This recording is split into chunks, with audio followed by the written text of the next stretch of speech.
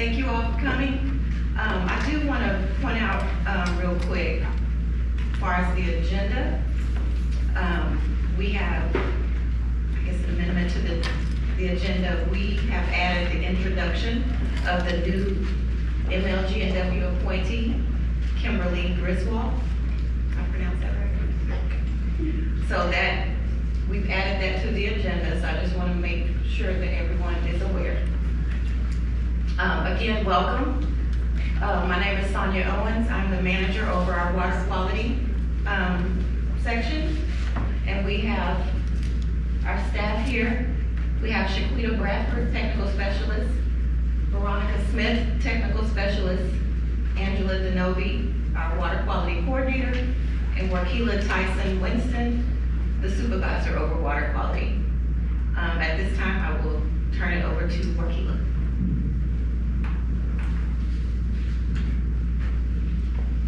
I'll begin by taking roll. Mandro McLaughlin. Here. Jason Voorhees. Mike Swanson. Here. Oh, Chris Morrico. Dr. Michelle Taylor's representative. Here. See it. Tony Fry. Here. Dave Harrison. Here. Alex Hensley. Here. David McCray. Here. And Kimberly Griswold. Here. We have a quorum.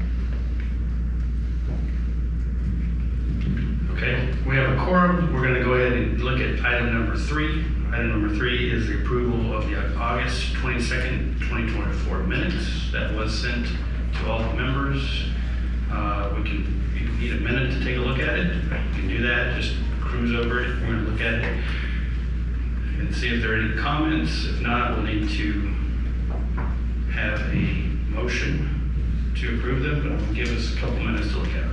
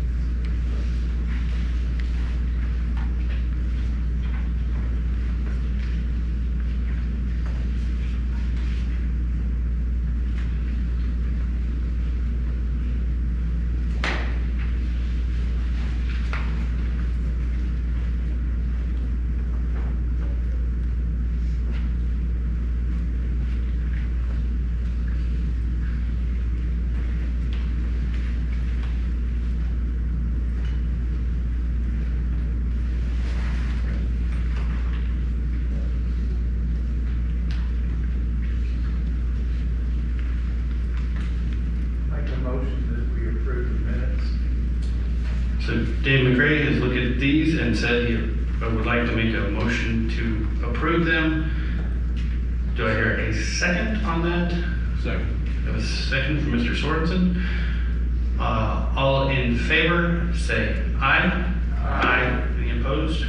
So again, in the minutes from last meeting was, we did start out with public comment, which was I think a first. We had started out with public comment, which was good, and we will have that opportunity, I believe, today. Yes. We will, but right now we need to, we introduced the new appointee, but you also need to elect the vice chair. Okay. Because Quentin has. Yes, so Quentin Clark from MLGW was the vice chair. I think the vice chair is very important, helps keep the chair on point and in the right track. They work together. So a vice chair is something that we need to take care of. And per the Groundwater Control Board rules, the chair would serve a year as the chair, and then I suppose in normal succession, the vice chair will move into that position for the next following year. So we're going to start with looking at our candidates here, which is us, And thinking about this, I don't know that anybody was ready to think about it to be a volunteer for the vice chair. We have a lot of good candidates. Do we have any suggestions on a vice chair or volunteers? And occasionally, would we come back to if we give people some time to think about the responsibility and whether or not they want to volunteer, and then come back to this? We could table this for now and come back to it. But it's business that it has to be done. So, okay, we want to give everybody a chance to think about that. That is something that we will need to come back to if we're not ready to make that commitment at this point. But we will need to have that. Some of us get volunteered. I think somebody said, you'd be good for vice chair. Oh, really? Okay. And then it somehow ended up here. Yeah. So it's something that we can pick it back up if we don't have any current recommendations, volunteers, or suggested volunteers. Okay, so I think we'll come back to that, and let's continue with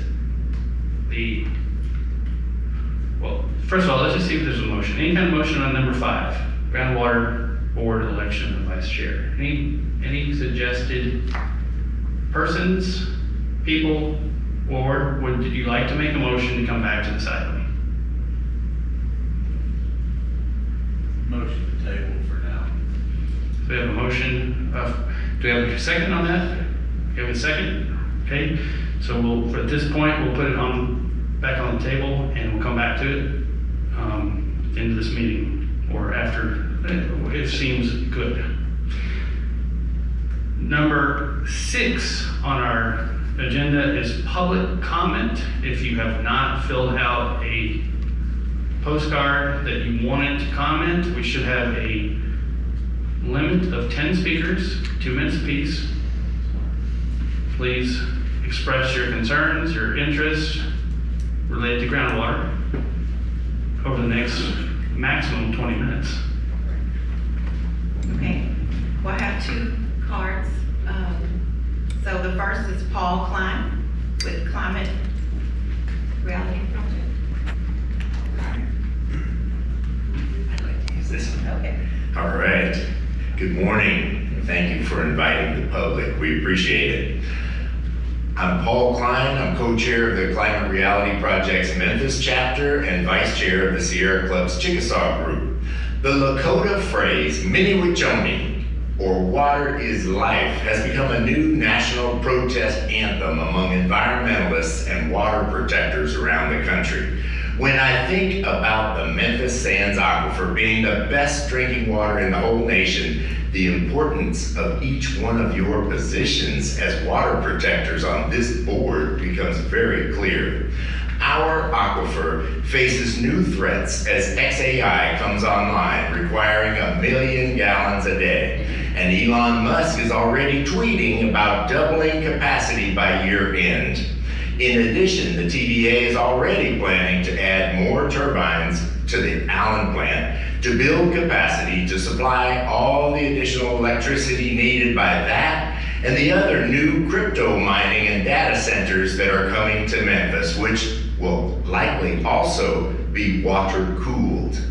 I'm here to ask you to take a stance on XAI and TVA and encourage them to use recycled wastewater. They're talking about expanding our treatment facilities for this or building a new plant, but we've heard that before from the TVA. Let's pressure them to follow through as a commitment to protect our water from the legacy pollution that will undoubtedly be sucked down into the aquifer by having so much pressure from pumping these massive amounts out of the Davis well field. I applaud y'all for working together with POA on the permit fee increases. I'm excited for the things that this board and the health department will be able to accomplish with a much larger budget. And I ask you to approve these new fees. Thank you. Mini-Wichoni.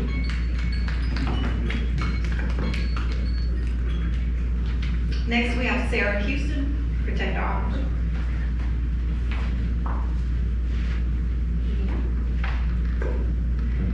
All right, I guess I'll stand up here too. Hey y'all, good morning. Sarah Houston, Executive Director of Protect Our Aquifer.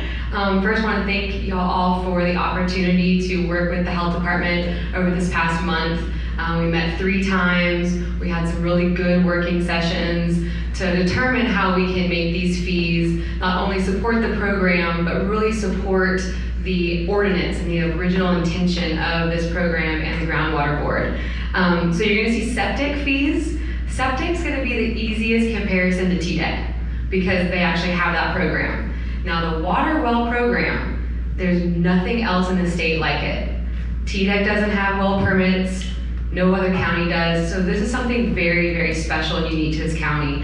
And what we can really do is set the foundation for the rest of the state and think about what is that best practice and what can we do to continue building a protection program.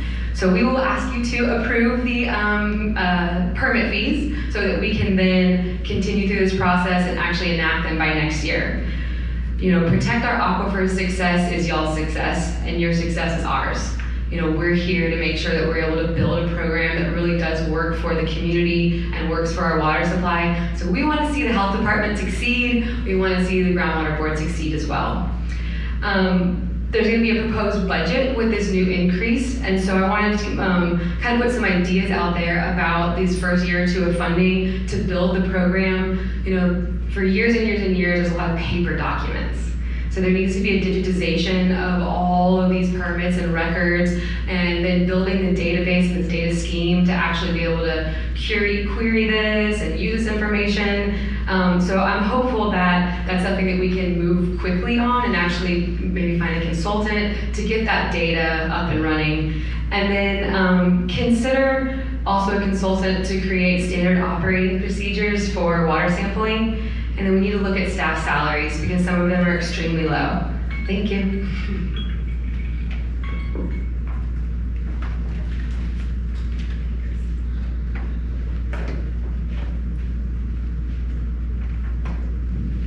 Okay, so we had 2 commenters to help us in understanding the feel of public and the need. We have now in front of us an appeal. The appeal will be the case for denial of Class B water well. Memphis Light Gas and Water has stated adequate public water services are available for the intended usage. So from the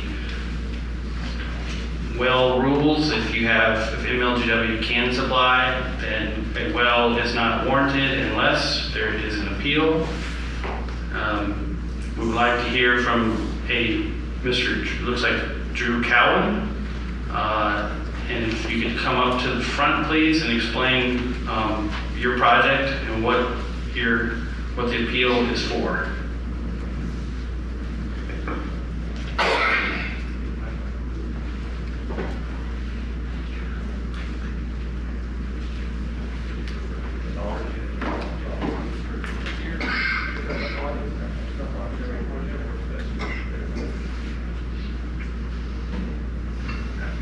Hello? Oh, I'll back off. Can you turn it down? No, I'll just back off. Okay, my name is Tim Cowan. I'm Drew Cowan's father. And his property is at,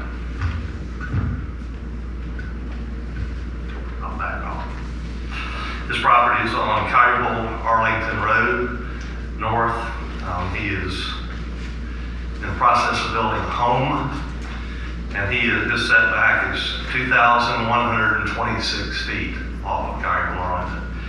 He owns approximately 54 acres that he has his farm and building his home on, and he will be using the water to fill. Is that okay? Am I too loud? Is it reverbing? Okay. He'll be using the water to fill an 1.25 acre pond and to supply water to his garden and to an orchard and to water irrigate his yard, his surrounding area there. And as I said, this is right there. Is there an address actually listed? Yeah, 600, okay. North Carolina Road. So we're appealing to put in a well, and would like to do so because of the extreme distance from the road and the cost prohibitiveness of it, and for the additional values to bring to the wildlife in the area, and to stocking a pond for fishing, and making it available to a couple of schools in the area to come and use, as well as, okay. I'm gonna pull up the assessor's site so that we can. Sure.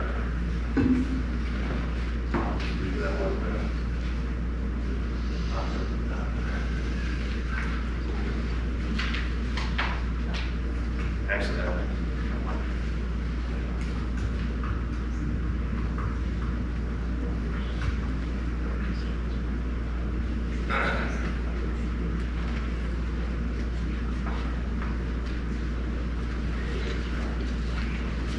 Instead of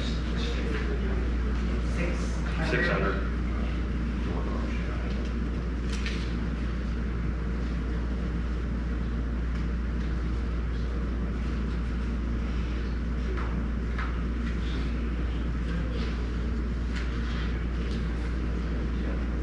This one right here? Yes.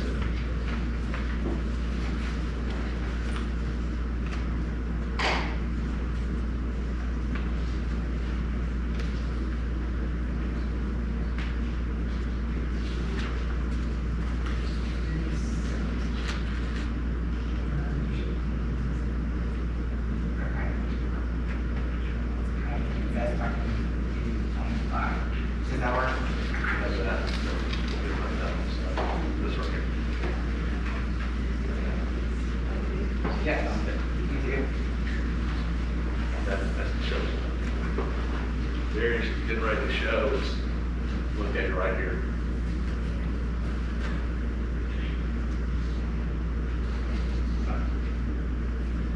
This is the pond. There's a big draw through there that he literally just dammed up, just built a little levee across there, formed an acre and a quarter pond.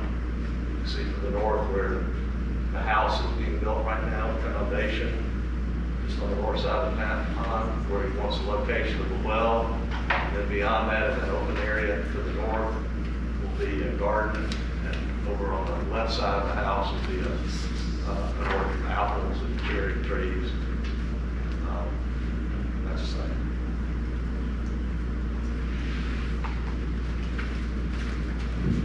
Okay, so from looking at this, are there so far any questions that the board would like to ask?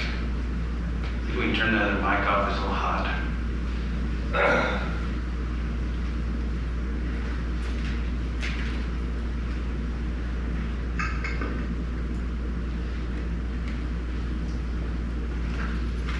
Okay, from the health department, let's just make sure, okay, here's a layout of it. There's an existing, so we saw in the picture an existing road and an existing, it says a lean-to, and you're gonna be putting a new house, and it's about 2,000, did I hear right, about 2,000 feet off of the main, Nearly 8 football fields.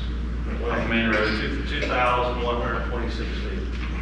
So something for the board to remember, we had another project, and I think it was in Arlington, there was a long service line that, because of soils, and I think the word is motility, was breaking to pieces, and would possibly be another problem in this kind of scenario as well. So, this is over the 4 acres. As far as siding, are all the requirements there other than MLGW stating that they can provide water? Okay, Ms. Shaquita, could you please Yes, so fill us in, please? when we received the application in July, initially it was for irrigation. So we did not include for lake retention. Now, he also has a septic that he applied for in April. Now, when it was cited for that, the property was cited for that in April, and the septic was granted, and it should be here's the house, and the septic is located on this side. So when he went to site the septic, the lake hadn't been dug yet. So, but it does meet the requirements, the setback distance, the well will be over on this side. And, MLG&W, they did say they were not able to provide water, well, they were able to provide water, but there is the inclusion of the lake now. So, I wasn't privy to that information initially. I spoke with Mr. Cowan a couple days ago, because when I went to site the well, he did say that the well was going to be for irrigation and farming and whatnot, but the well was, the lake was there. Initially, the thought was that it would be a natural field lake. So after speaking with him further, he said that he needed it for, he was going to be flying in Florida bass in the lake, and he wanted that for lake retention as well. So the well at this point will be for irrigation, for the farming, the sod, the trees, and for the lake retention. MLG&W said that they could provide water. And they are gonna use it for the house as well. For residential purposes. No, the house will be off of, City limits. yes, the house. The house will be See, off. I'm sorry, I'm confused. No, the house will be on the well. Right. I'm sorry. I think of another piece of property. Tony, go ahead. Yeah, I have a question. What is the, I'm sorry? Yeah, you're recognized. Thank you. What is the depth of the pond? Yeah, 1.25 acres. I've been out there and looked at it, I'm just speaking off the top of my head, I believe he has, about 15 feet at the deepest spot. And most of the lake is in the 10 to 12 foot. So, sure. Okay, 1 acre foot of water is equal to 325,851 gallons. 1 acre foot in depth. And you're saying, so it's 15 at its deepest. Okay, thank you. That would be another picture show. That's okay.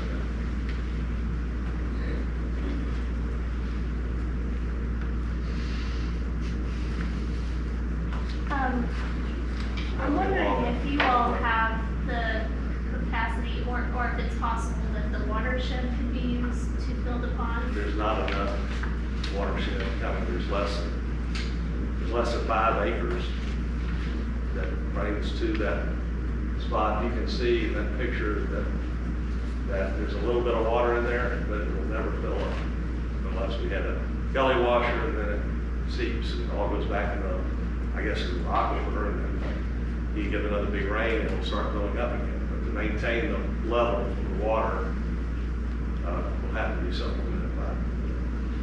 So do you know how often you would have to bring it back up to level?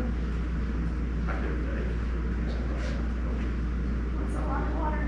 In the summer, obviously, depending on rain and what have you, but, you know, he's also gonna be doing some light farming, vegetable garden, and doing an orchard. There's a piece of property next door that he's talking about with his neighbor. What kind of orchard? Cherry, apple, is what I've been told, and that's what we have in those pieces of property.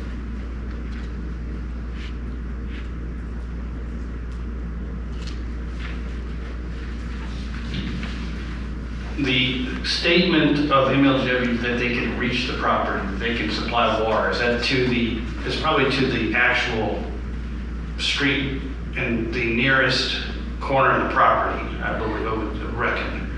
Yes, it's located at, Where the barn is 600 Cardinal Arlington. Can we see that? It's on Cardinal Arlington. Register. Go ahead, go back to Google Chrome. Yeah. Right there. So this is about a 50-acre property, That's correct? the Cardinal Arlington Road. It's right here, this is barn that's built, and then the home site is right here. What the lake is about here. This is all woods, all wildlife. And much for that as any. It's 47.553 acres. Yeah, for the deer, for the turkey, and it's. Had this not been, if MLGW had said we don't have water, would we have approved this well? Okay, so there is precedence. Now, as far as a well used for irrigation and pond filling and for watering trees and things like that for agriculture, what are our rules and requirements for that on the well rules side? So if he has 4 acres of land, he qualifies to receive a septic and also a water well. He has 47.553. If MLG&W cannot provide water, we will be able to grant that well to him. If it does not go beyond, what is it, 300 feet. So our question to MLG&W was how they determine whether or not water can be supplied. So if their closest main is near the front of North Conjugal Arlington, and that were the house, then they could supply that water based on that distance. But since MLG&W said they can supply the water, that's the reason why. I would be curious to know at that distance what size line you'd have to lay to get the water pressure that you needed for that. It would, and its integrity over the lifespan. Well, with it being that distance, from cases that we had before that have been flag lots, the amount would probably be over $30,000 for that line to be drawn back to that portion of the property. And from past experience in the different areas, but still in Shelby County, it could have problems. Okay. Do we have any questions, additional questions? Legal, do you see any problems with his size of his pond or the usage? I think it's allowed to use well water for irrigation. Now, we always like to encourage conservation. We're glad that you can get some rainwater runoff, but at certain times there may be, the ability to allow the level to go down a little bit to conserve a little bit during the hot months. But conservation is important. In other words, if things are raining, the ground is already saturated, or adequate half inch or so a week, you would not need to water in those cases. We would like to see, and we don't have a comprehensive manual on conservation, but we would like to see some kind of way that the irrigation system is linked to actual water or rain value so that it's not indiscriminately pulling water from the aquifer and raining and watering at the same time. There are also certain times, many other municipalities and places that are not as fortunate to have water that we have watering timing regulations and principles so that when you water, your water goes to the roots and does not evaporate. Does anybody from the board have any other discussion or questions? Or if we're no more discussion, do we have a motion of any sort? Is it fair to assume that the majority, a larger amount of the water would be used for the pond? Is it fair to assume what? That a larger amount of that water would be used to refill the pond? As far as usage, I think you have to, someone that's a lot smarter than me would have to put numbers together for how much is going to be used for each thing, but I wouldn't think that he is in any way wanting to use excess water in the pond to keep it full all the time or overuse it, because he's going to have to be paying electricity. Well, so I know what we do on ours, and it only runs to get the water level up a little bit. The fish are getting hot, the water's getting shallow. Yeah. My understanding, I'm asking because my understanding is in the past, when we've talked about a similar situation, it takes a very significant amount of water to even just fill a foot. So about hundreds of thousands of gallons of water just to fill it up another foot. So I'm pretty concerned about that in this situation. So, and we didn't know, like the health department, we didn't know that this would be a use. Chris, just real quick, the other thing that I have kind of an issue with is that the initial application says residential and irrigation only. It does not take into account to retain the lake level, nor was that put in. So then it makes me wonder, the numbers that were given for the water well construction with expected depth of 200 to 250 feet, is that based on just for the residential and the irrigation? Or is that now taking into account the amount that's going to be needed to retain the lake level, since it wasn't initially on this application? So, definitely don't have the answer. I don't know if anyone on the board has that answer. It could be that, I mean, I think what you're suggesting is that they would maybe refill out the application, and we could. Well, the conversations with Wells as well. You got the evidence or not? Yeah, you need to talk to them. But it's a 50 GPM, that's not a lot. No. That's why I'm wondering, considering the depth that is given as for the amount of water, if we're saying lowest is 15 feet, I would think that this initial application was only for residential and irrigation when this number was given.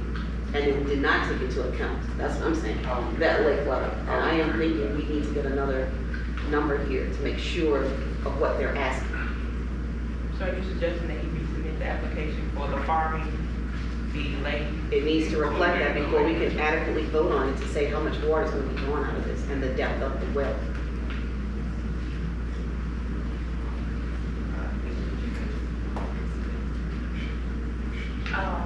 Because we don't want that pump to blow in 6 months and have that well collapse as well. You're saying you could try to take too much out of that, or it would burn out, or? Yeah, if the gallons per minute is not correct, then that could make that well collapse quicker than normal.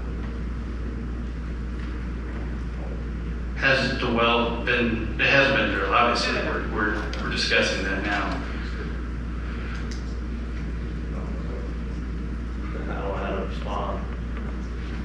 It would seem that, Look at it and see if they feel like, I think you need to ask your well driller if they feel like the pump capacity is sufficient for doing what you need to do. Wilson well. Right. He's drilled many, many wells. Right, I know Rodney, of course. And we're relying on them. Yeah. You know?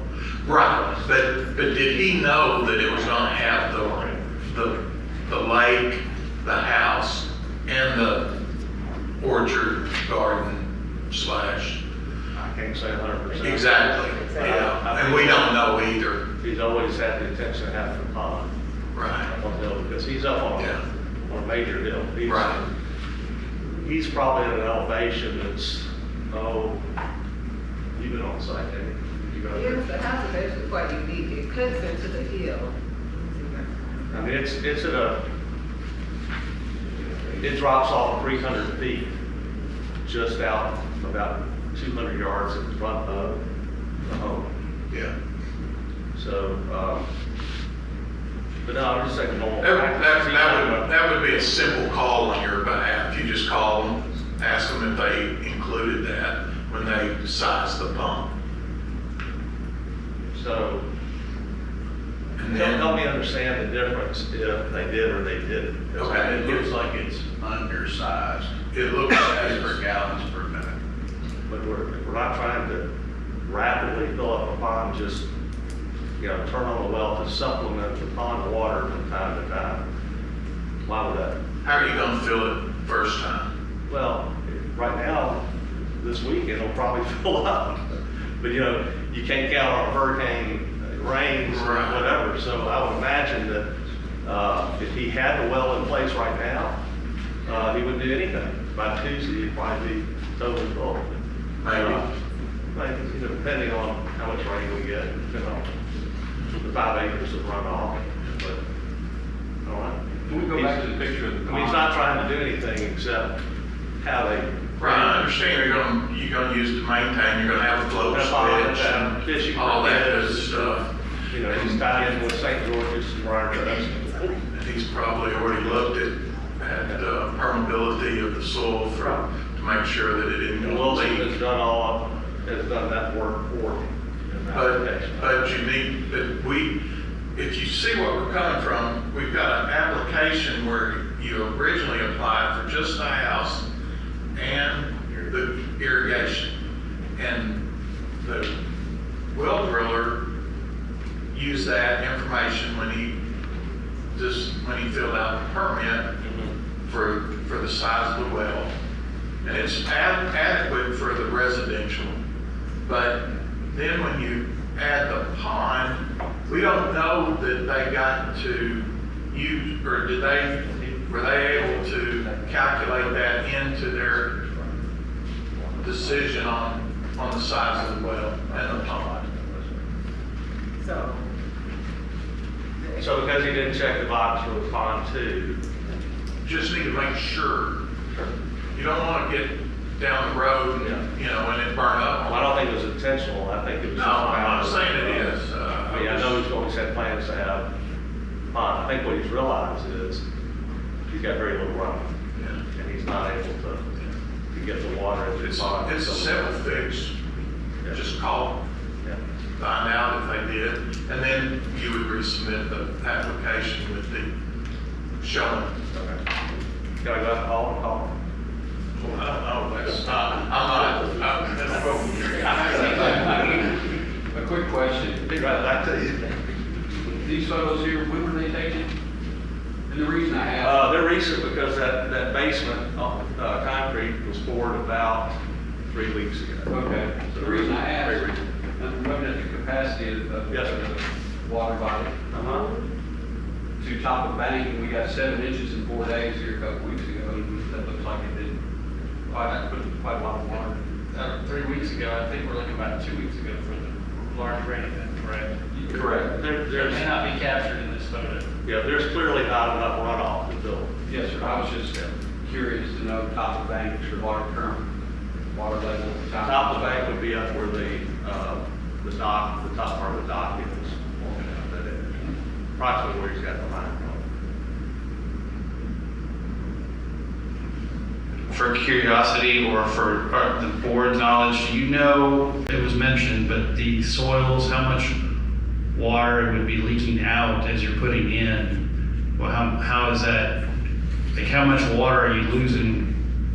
Was there a study or was there somebody that looked at the soils?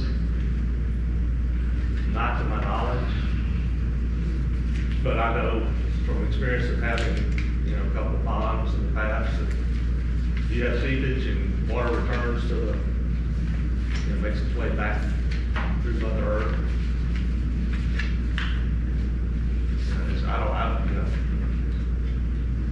I wouldn't have that information or We wouldn't want, as far as a conservation side of things, we wouldn't want to be pumping and losing the equivalent amount.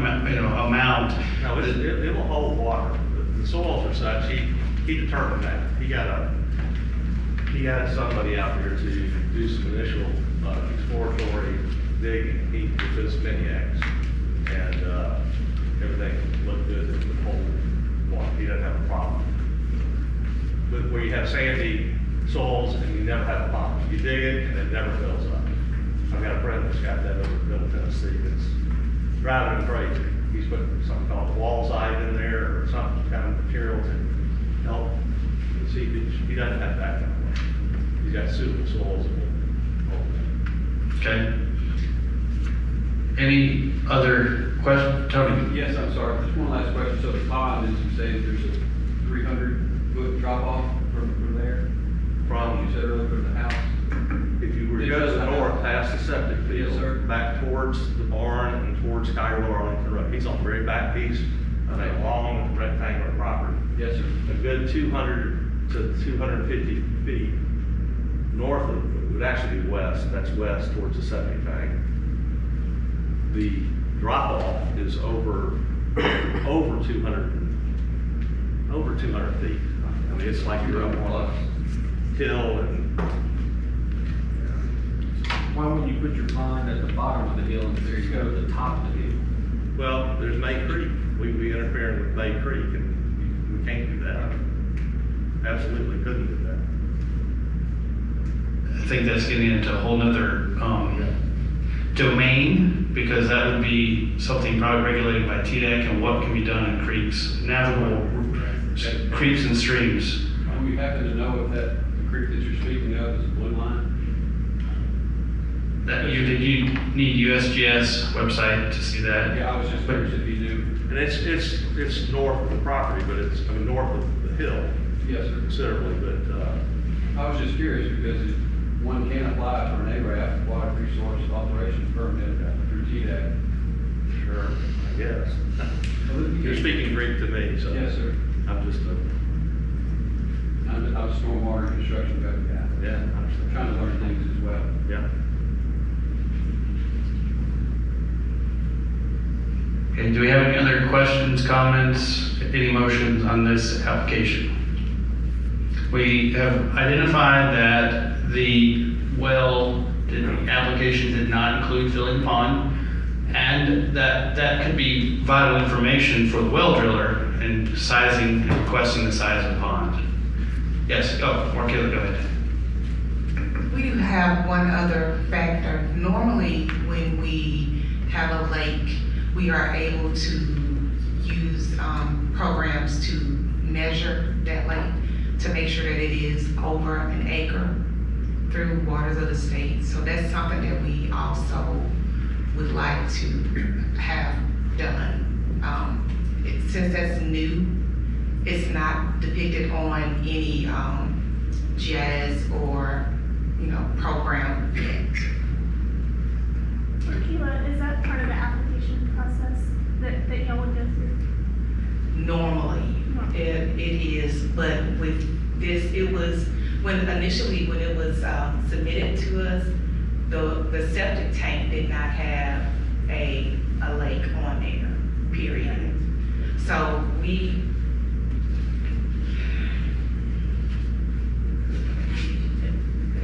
the well application did not reflect that either. Until she went to the site to visit it, that's when she saw that there was a lake there.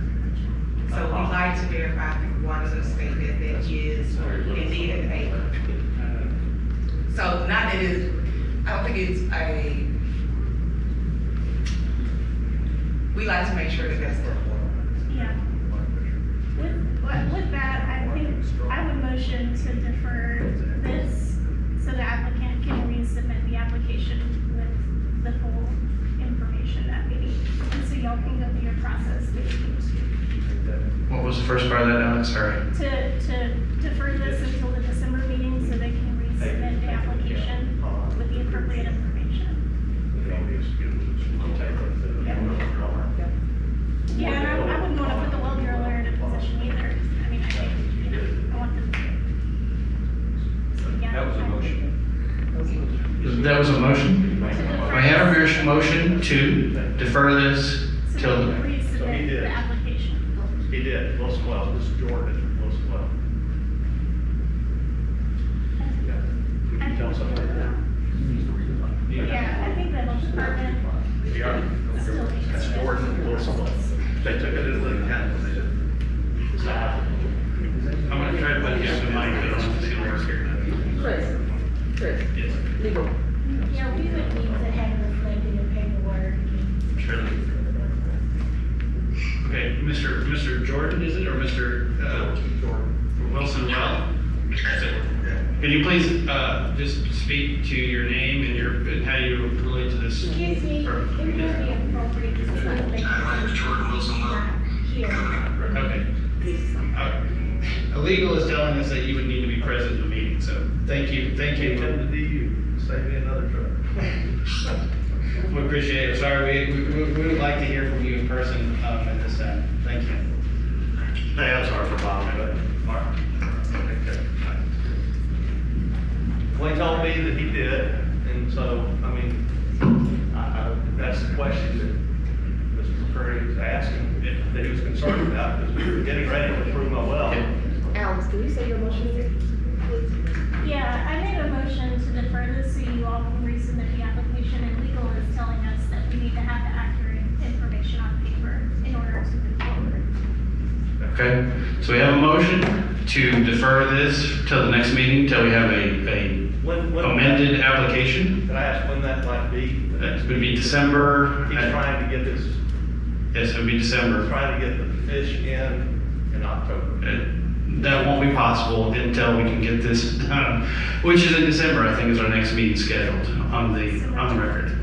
12. December 12th. So at this point, due to omission on the application, we need to get that amended. Do I hear a motion, any kind of discussion on that as far as the motion, any additions, changes? Would like to put that to a vote? I don't have a second. Second. Thank you. Second on that. So all in favor of putting this off for a resubmission amendment of the application till the following meeting, say aye. Aye. Okay, the motion is passed, so we'll need to have this application amended. You can get back with the county and just make sure that that is amended, and then we will hear this in the following meeting. Thank you for your time, we appreciate it. I know it's not easy to come and present. Thank you, bye-bye. Okay, no problem. Have a good day. Okay, so that being put aside, we now have the following. Is the matter of the increased proposal report, item number 8. And we will set some ground rules on how we do that. The board will be able to make questions as the presentation is happening, but they will need to go through a slide at a time. If you have questions, I've been told there are PowerPoint notes in here where you can write down your thoughts, questions, so that the thought that you have as she's going through it doesn't fly away. And then you can continue, we can ask questions on a slide at a time. We do have quite a bit. We have both a septic and I think water. So there's quite a bit just in presentation. That's probably an hour of presentation with all those slides. So, for those of you that just like to look at the numbers, you have a summary page that is very colorful for septic. You also have one for water wells. We're gonna address septic first. And we'll basically be going right down this page in the slides. So you can follow along that way, or you can follow along with the slides, or you can watch. So again, as you present, members of the board will have a chance to ask questions, but let's try to get through a slide. And how many slides we got total for the septic?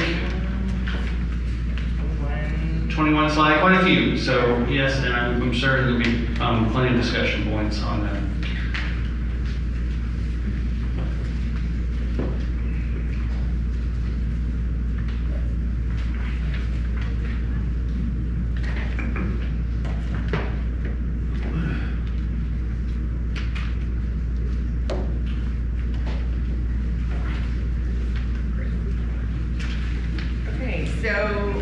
This is the first of our 2 proposals. This one will be our septic fee proposal. As Sarah explained, this one aligns well with TDEC. You're going to be able to see on each fee our current fee, our proposed fee, and a corresponding TDEC fee as applicable. There are a couple of places where we do differ in kind of how we administrate that program, and I'll talk about that further, but by and large, we align very closely with TDEC. We have multiple fees that we're going to review.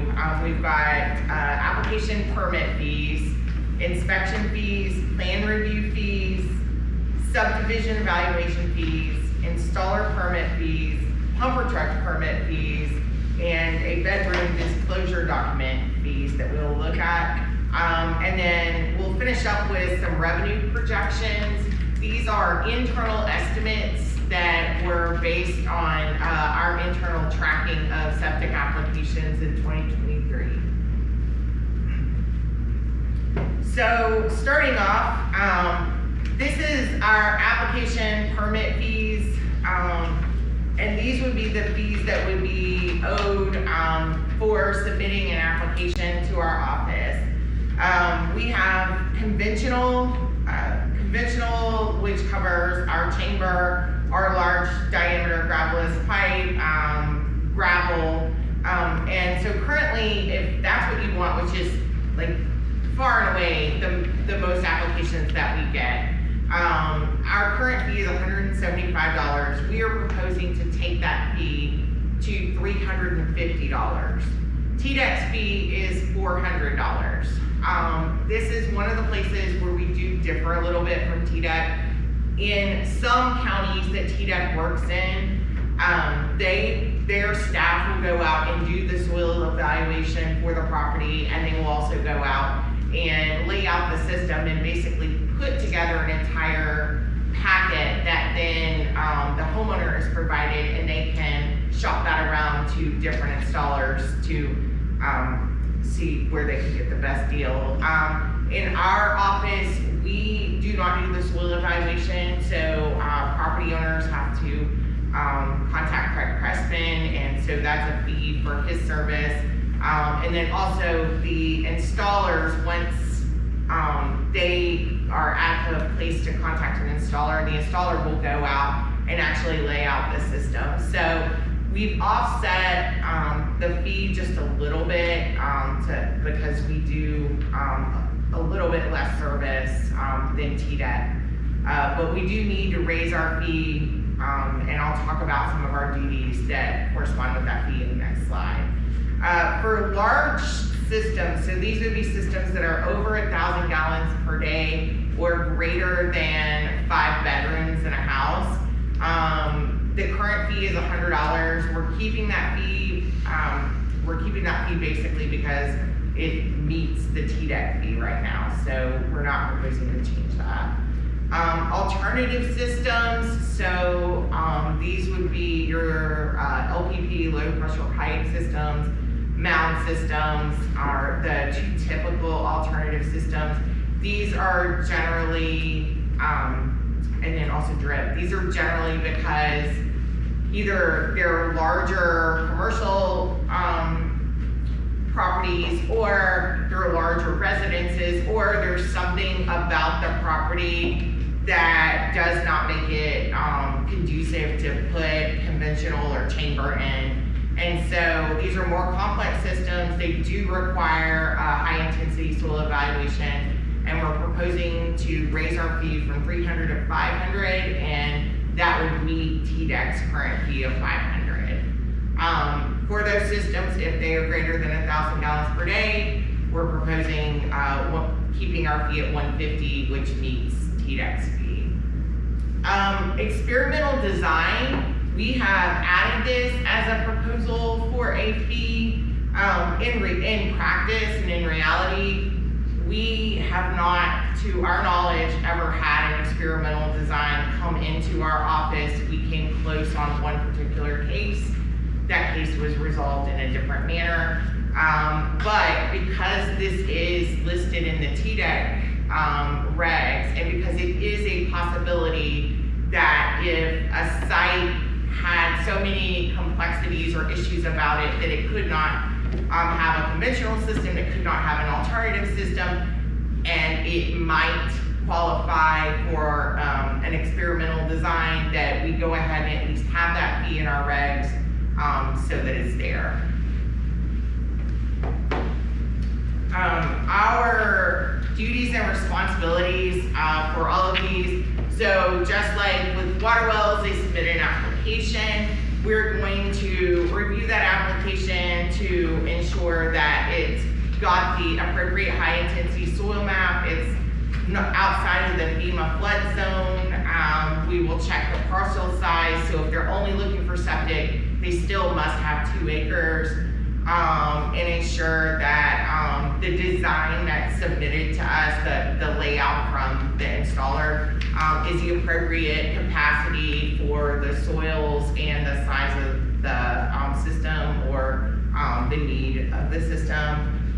We do conduct a site visit to confirm the right parcel, to confirm all the layout, and to confirm the setback requirements, which include setback requirements if there's a well, setback requirements if there's any kind of water body, and other setback requirements. We will prepare permit papers, get a manager review, and all of that requires signature. And we submit completed, if everything goes to plan, we submit our completed application or completed permit to code enforcement, our installer, and the property owner. And all of this, for just a straightforward permit, generally requires about 7 to 8 hours of work.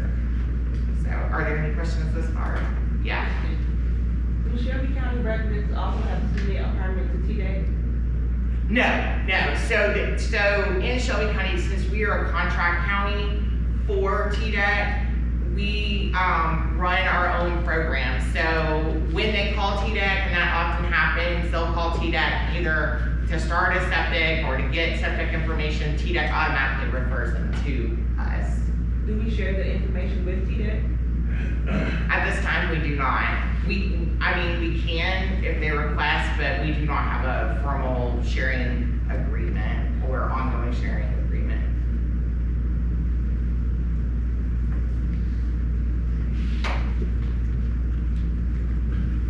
In the previous slide, for the conventional chamber, large diameter gravelless pipe, first of all, I don't know what gravelless pipe means. It's actually a system that's not, it's a huge pipe, and it's actually a system that's not really used here. The chambers really replace those and have been found to be more cost effective and just a better system than the large diameter gravelless pipe, meaning it's not in gravel. Conventional is gravel, and so it's a trench and it's got gravel in it, so the pipe does not. Okay, and the proposed fee is $350. You said that it's a little bit less than TDEC. TDEC will basically, you said in most cases, or is it all cases, go out, lay out the system and say, homeowner, here it is. So that's a service level for their fee. That is correct. Here's what I have learned is I know that in some cases TDEC does it. I know that there's a regulator in Fayette County who our installers speak highly of, who provide that service. The installers that I've spoken with, as well as TDEC, have indicated that they don't do it everywhere. I have not been able to get definitive answer on it. So it looks like some places it's done, maybe not everywhere.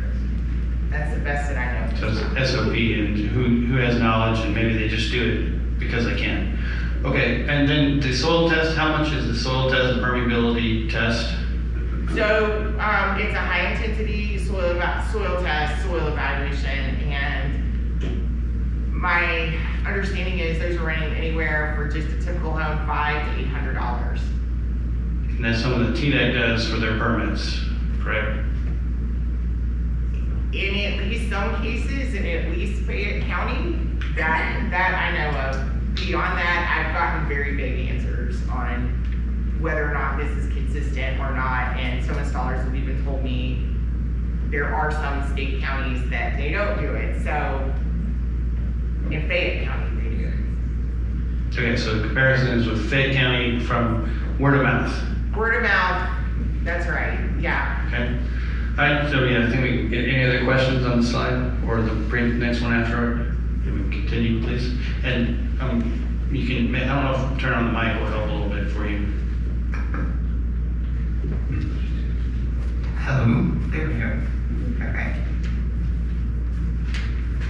And then this is just a graph showing our, that would be the, our proposal.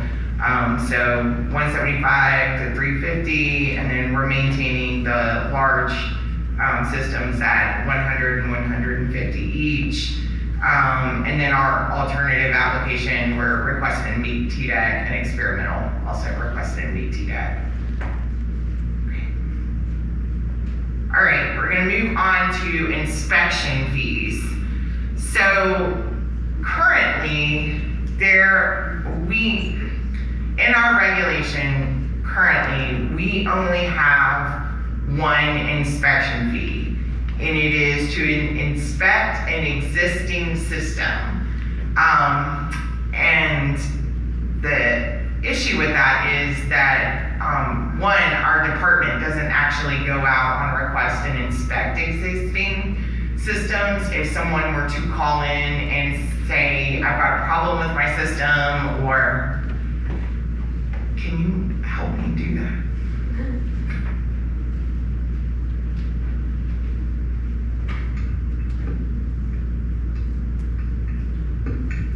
Okay, hopefully.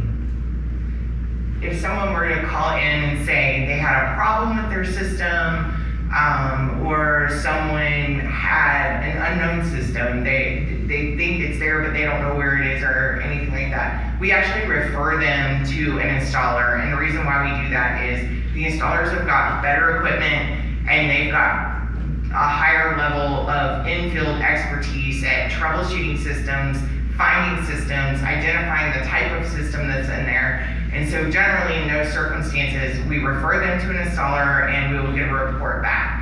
So that's the only fee that's in our reg currently for any type of inspection.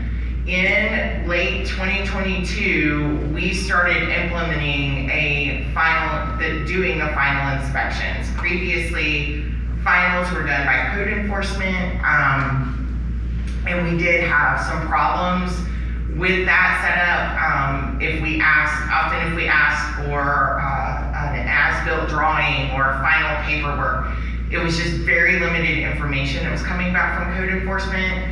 Also, if somebody were to call us, and that's often, if somebody's selling a property, or for whatever reason need to know what's at their site, all we can tell them is what's been permitted. So currently, for the vast majority of our systems, that's all we can tell you. This is what was permitted, this is the date it was permitted, and who went out and permitted it. So we initiated the final inspections for our systems, and there's no fees associated with that. On our end, that meant we're doubling our paperwork and we're doubling our field work. I looked at our TDEC final inspection fees and have just aligned those with TDEC. So for a new conventional chamber system, the run-of-the-mill system, we're proposing $100. For the alternative systems that are a little bit more complex, $200. Any repairs, $100. And then we would like to maintain this fee of inspecting an existing system and meet TDEC's fee of $200. Any questions? Previously, plumbing department, or they still are doing inspections on septic systems on install. Is that correct? They're still doing that?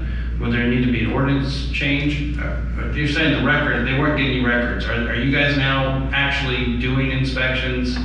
And were they billing for, did they have a fee for that? So code enforcement has a fee. They have a fee. They have a final inspection fee. Code enforcement, we are currently doing the final inspections and have been for over a year. Code enforcement's part is all the way up to the inlet of the tank. We are responsible from the tank all the way through the end of the field lines. So there is actually a large part. I mean, you're responsible for the plumbing and everything else, but as far as outside the house, they're responsible from house to tank. So there is a portion they're still responsible for. And they'll be out there on site anyway, doing plumbing inspection for new construction. Correct. And now you have the responsibility to be out there as well with them, or not with them, just however it ends up. Yeah, so generally the way it works, once we issue the initial septic permit, that is kind of the key that unlocks the door to being able to get all the subsequent permits you need to build a house. And so for like new construction, you get that permit, then oftentimes they will do everything they need to build the house, and the house will be there, the structure will be there, and often they'll go back and put in the septic. So the installer will, usually we get a same day or at most a 24-hour notice, because the installers are working around the weather and their own schedules and everything. And so we will go out there and inspect from the septic tank all the way through the field lines. Okay, thank you. Any other comment, questions? And this is just a summary of our responsibilities.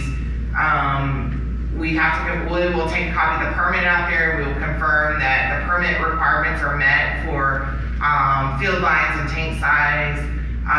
Inspect that our tank meets our regulations. We inspect the outlet and supply line, ensuring watertight seals and that minimum regs are met. We inspect field line crossovers and spillovers, so when you go from one line to the next, that requires to be inspected.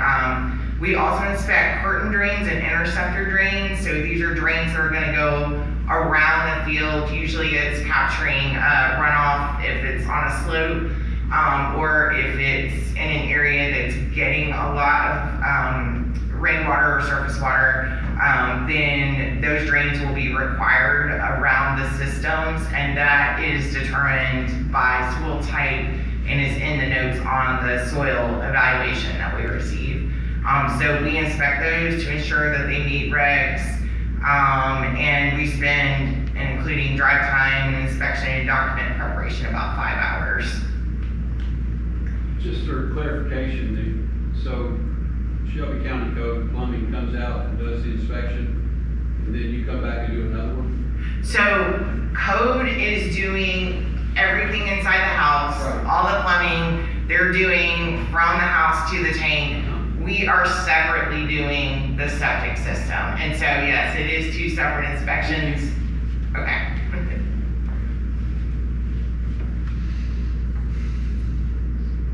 Okay, and this just shows, we're just proposing to meet the TDEC fees on septic inspection fee. I do have a question. So yeah. It sounds like the inspections, are these happening more often, or this is a new process that y'all are doing? So it is new for our group in that we took on that responsibility starting in 2023. At the end of 2022. Was that like a change in ordinance, or that was part of your responsibilities and now it's happening? What I'm trying to get to the bottom of is really like how we advocate for this too. Right. Did this happen recently because you just had to and you hadn't had the capacity before? So I'm going to let our manager and supervisor speak a little bit to that. It was part of our responsibility, but historically, we think it was because they did not have the staffing to do it. But it's in our regs, and when we came on, we are sticklers by our regs. So we wanted to, before we put our name on a permit, we wanted to make sure that everything was done according to the regs. So y'all haven't had the staffing previously, but now it's still a lot of work and not a lot of. It really has doubled our work. We'd rather be safe than sorry. Yeah. Is the staffing adequate, or do you look to hire more staffing? We look to hire more staff. But, yes, I think there is a desire to hire more staff. Some of the staffing and how we would like to spend the funds, use the funds that would come from a fee adjustment. Our manager is gonna present a budget, and so I think some of those questions will get addressed in the budget side of this as well. But the short answer is yes.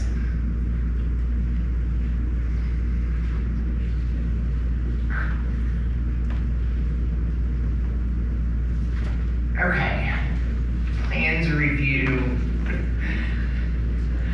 So,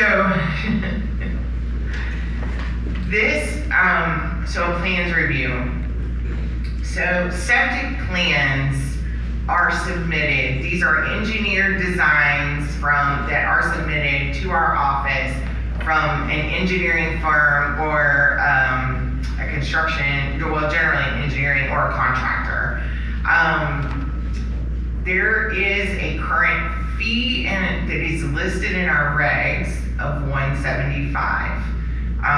You will note on your summary that this is one of the fees. We found a couple of fees that were regulatorily approved but were not being assessed. This is one of those fees. So we have been reviewing plans for the duration of this program. And so we do about 10 to 15 a year. And so these are plans that are going to come in. These are either going to be for large homes, 6 bedrooms or more. These are going to be large commercial designs. And often these may have multiple systems on them. It may be more complex systems. They're going to have a higher gallons per day requirement. And so since these are engineered designs, either due to complexity, due to sizing, they have to be reviewed by our office. And so just going through, they are submitted through a contractor or engineering firm. They are customized for the site and the expected use.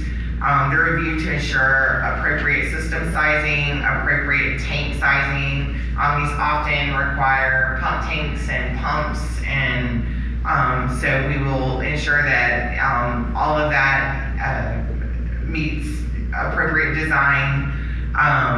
So dosing timing is reviewed, so those will be on LPPs, low pressure pump systems. Those are dosed, and so we have to check all of that. Pump sizing and friction loss is reviewed, and on subdivision plats, which we'll also talk about, a lot of that is already laid out, and even on these, it would already be laid out. We just review for a location to ensure that, again, all the setbacks, all the minimum requirements that would be for just a typical system are also met in these systems. For a plans review, that's about 3 to 5 hours, yeah. Quick question, so you have an engineer on staff at the health department that does this? Yes, so currently, we've got 2 people with engineering backgrounds on our staff. Veronica is one, and Alan, who is the person, Alan Morella is the person who has the primary responsibility for plans review, also has an engineering background. And then, yeah. Yes, thank you. Any other questions? So we are proposing to meet TDEX fee of $750. And again, these are going to be large homes, large commercial systems. How many of these do you get a year? We do get about 10 to 15 a year.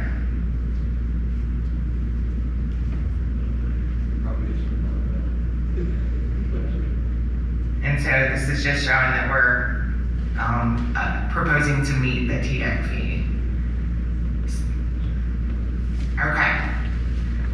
Subdivision evaluation.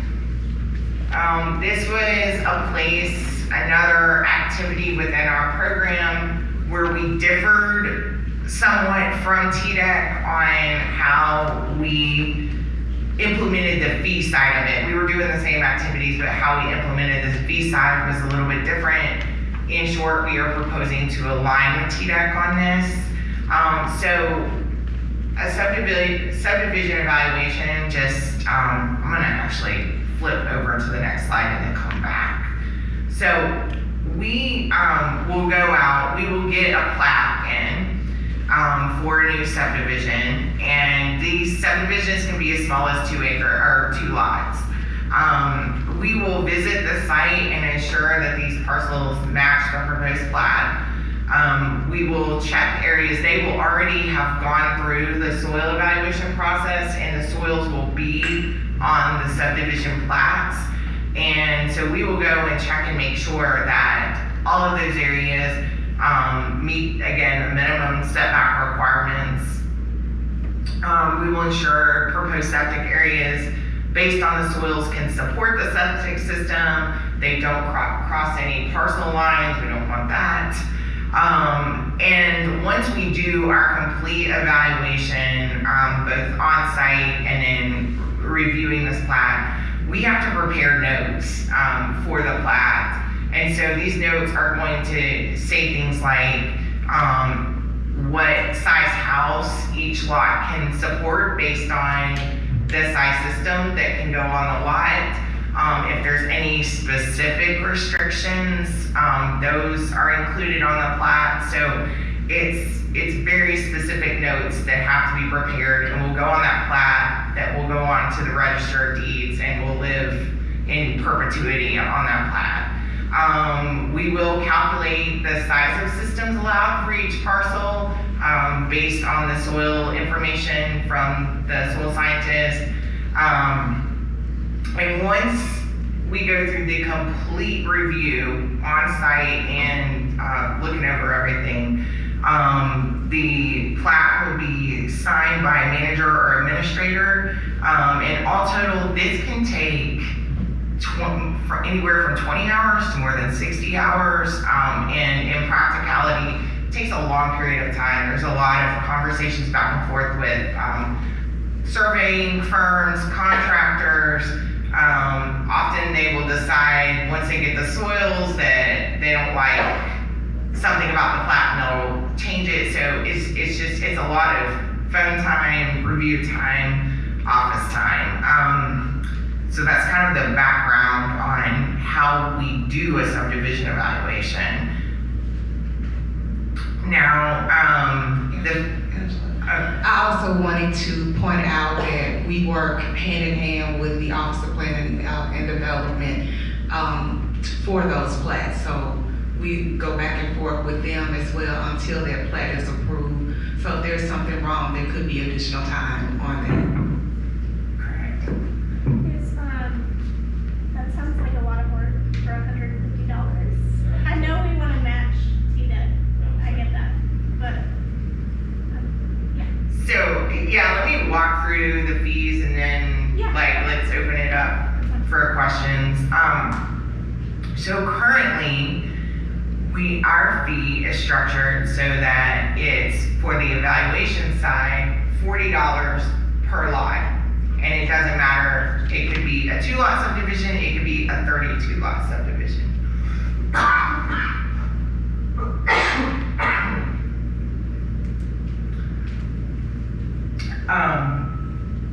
So it didn't matter. Also, as you all recall from the plans review fee, we found through this process that there was an additional $40 per lot fee for the plat approval. That was again a fee that was regulatorily approved but not being assessed. So in practice, our subdivision plats were being approved at $40 per lot. Evaluated and approved. So we're proposing to align with TDEC. So TDEC has a tiered system on this. So if you have a 2-lot subdivision, it's $150 per lot. If you have a subdivision that's 3 through 10 lots, your first 2 lots are $150. $150 each, and then the next number of lots up through 10 is $100 each. If you have a subdivision that is larger than 10 lots, then you basically owe a flat $1,000 for your first 10 lots, and then it's $65 per lot for each lot after that. And TDEC states in their regulations that this is a subdivision evaluation and plat approval fee, so they have put it all together. So we are proposing to eliminate the separate plat approval fee, align with TDEC, and that would include evaluation and plat approval. So, questions?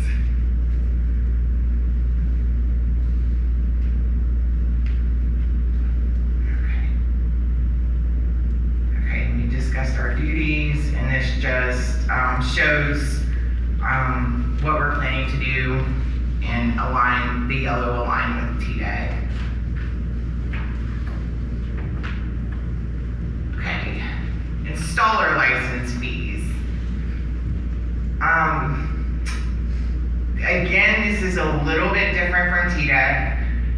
The part that I want you all to know on the front end of all of this is every installer that works in Shelby County and is licensed in Shelby County must be licensed by TDEC. So they must go through all their credentialing and they must pay their license fees to TDEC first to be eligible to even come to us to be licensed to work in Shelby County. So currently our license fee for installers is $100, and we're proposing to just raise that flat $100 fee to $150. TDEC, I'm gonna flip to the next slide. So TDEC does a tiered system. So if you look at the blue, you'll see $200 and then you'll see $100 on top. What that actually reflects is that first $200 from TDEC is for every installer, and that licenses them to install the conventional system. So the gravel, the chamber, easy flow, large diameter gravelless pipe. If that's all you want to do, and that's where your expertise is, you pay TDEC $200, you get your license, and that's what you are licensed to do.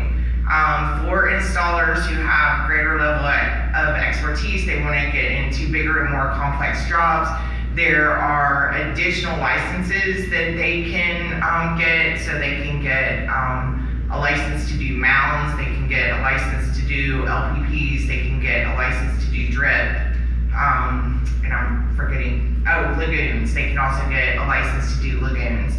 So each one of those licenses through TDEC costs an additional $100 each. So if you wanted to get everything, which we do have a couple of installers here in Shelby County that are licensed by the state to do everything, they owe TDEC $600, and then to be licensed in Shelby County, they pay us currently $100.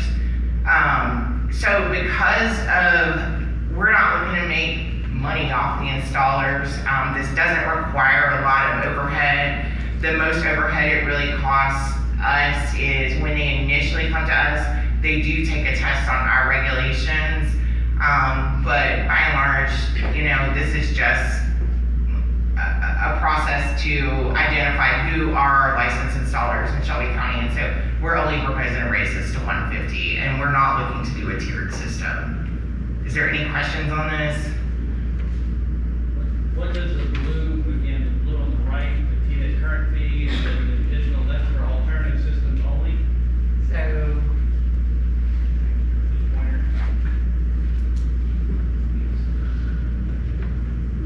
that's right. Okay, well.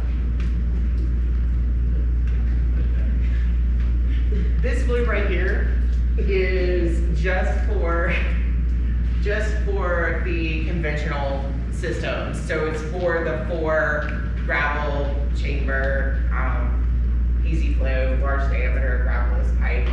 The one on top, the lighter blue on top, is for any of the 4 advanced type systems. And depending on what you want a license for, you pay that $100 for each one of those. So you can pay up to an additional $400 to TDEC for your license. So currently, I think what's happening is TDEC is charging $200. We're charging, we, the county, are charging $100. So we're proposing to increase by $50. Yes, that's correct. Thank you. Any other questions on this?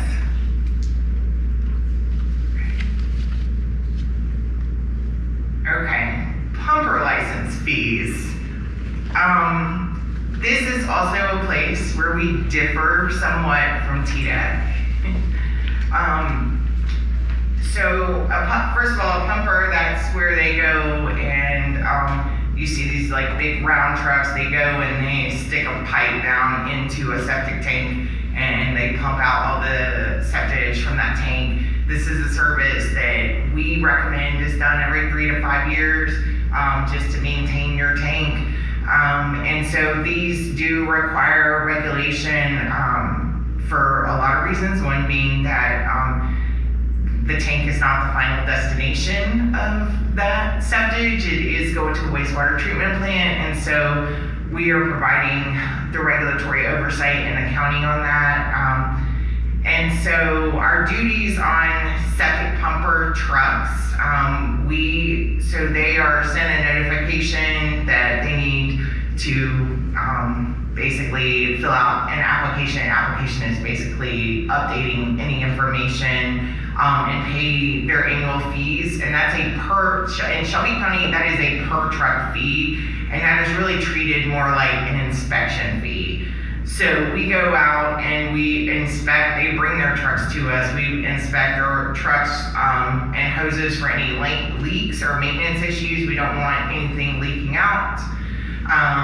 We inspect for proper labeling on the truck and equipment.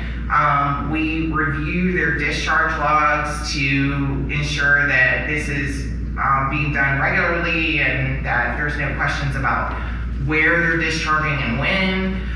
We review their agreement with Styles Wastewater Treatment Plant. We have an inspection form that we complete and we prepare and issue their permit. So currently that is $100 per truck, and we are proposing to take that to $150. TDEC does a license fee to the individual pumper. And so in my email conversation with TDEC, my understanding is they could have multiple trucks, but the individual is licensed kind of in the same way an individual installer is licensed. So it is a bit different, so that's why we're offsetting that a bit from the 200, because it's basically a per truck inspection fee.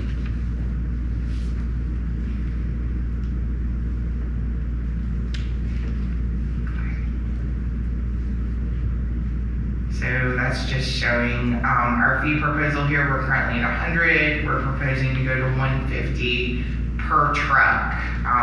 TDEX is 200, and that's for the individual to be licensed to pump.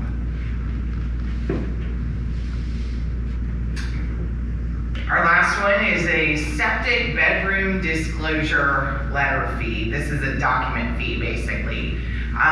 We get requests for these periodically throughout the year, usually less than 10 a year. This is a legal letter, so this is different than somebody just saying, hey, can you send me a permit or any paperwork so that I know where my septic is? What this is a letter that goes on Shelby County Health Department letterhead, is signed by management, and this is a disclosure that certifies what has been permitted for the on-site system, how many bedrooms is approved for the property based on what was permitted for the system, or how many gallons per day is permitted. This does differ from a TDEC inspection letter because TDEC will actually go out, they will also look at the system, and they will go further and make statements about the system's existence, its current performance, and things that we do not do. So this is just simply a letter about what has been permitted. And that's in part connecting back to final inspections. We very likely did not do the final inspection on that system, and so it's impossible for us to go beyond what's been permitted. And so we are proposing raising this fee from $25 currently to $100. Any questions? Is this done mostly at the selling of a house? If someone's selling it and someone is buying one, is that how that works? That's when it's often done, and I will say often these are more complex issues, because if it's straightforward and it's just, I can give you the permit and what's there matches, then they often don't need it. So often the people that are asking for this, they're in a situation, they're either a buyer or a seller of a property where maybe what's on the property doesn't match what was initially on the permit, and so we're writing a letter stating this is what was permitted. You made a comparison from what is supposedly stated in your buyer's documents or versus what we have on record. Keely, you want to speak a little bit more? Yes, so it's really not a comparison, it's actually to help protect the new buyer.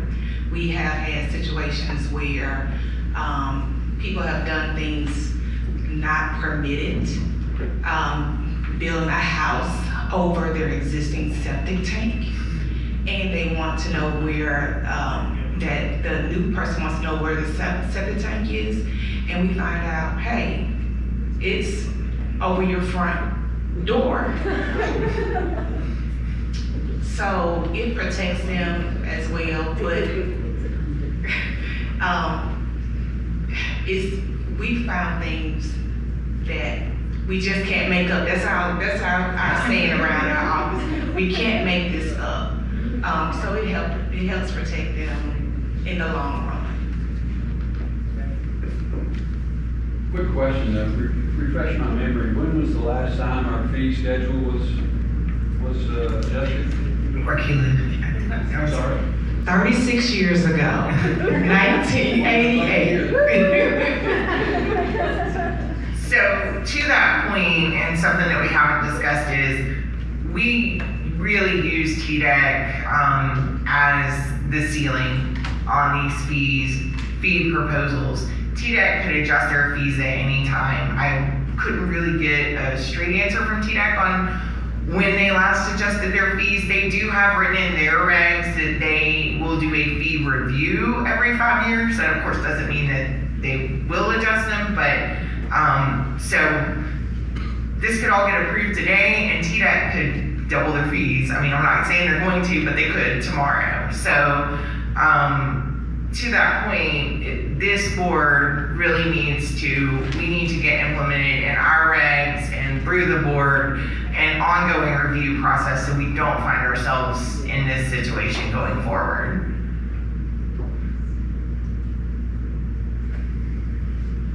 Just a comment, I know they have a 5-year review period, and I'm just commenting to the board that would we consider possibly tying the rates here to actual TDEC rates? And another thing is, I think we're gonna need these put into a table along with the, the well ordinance or something where it's clearly stated in the table. It's easy to amend, easy to change, easy to update. So anyway, that's just a possible way to do it. Not necessarily go with it, but listen.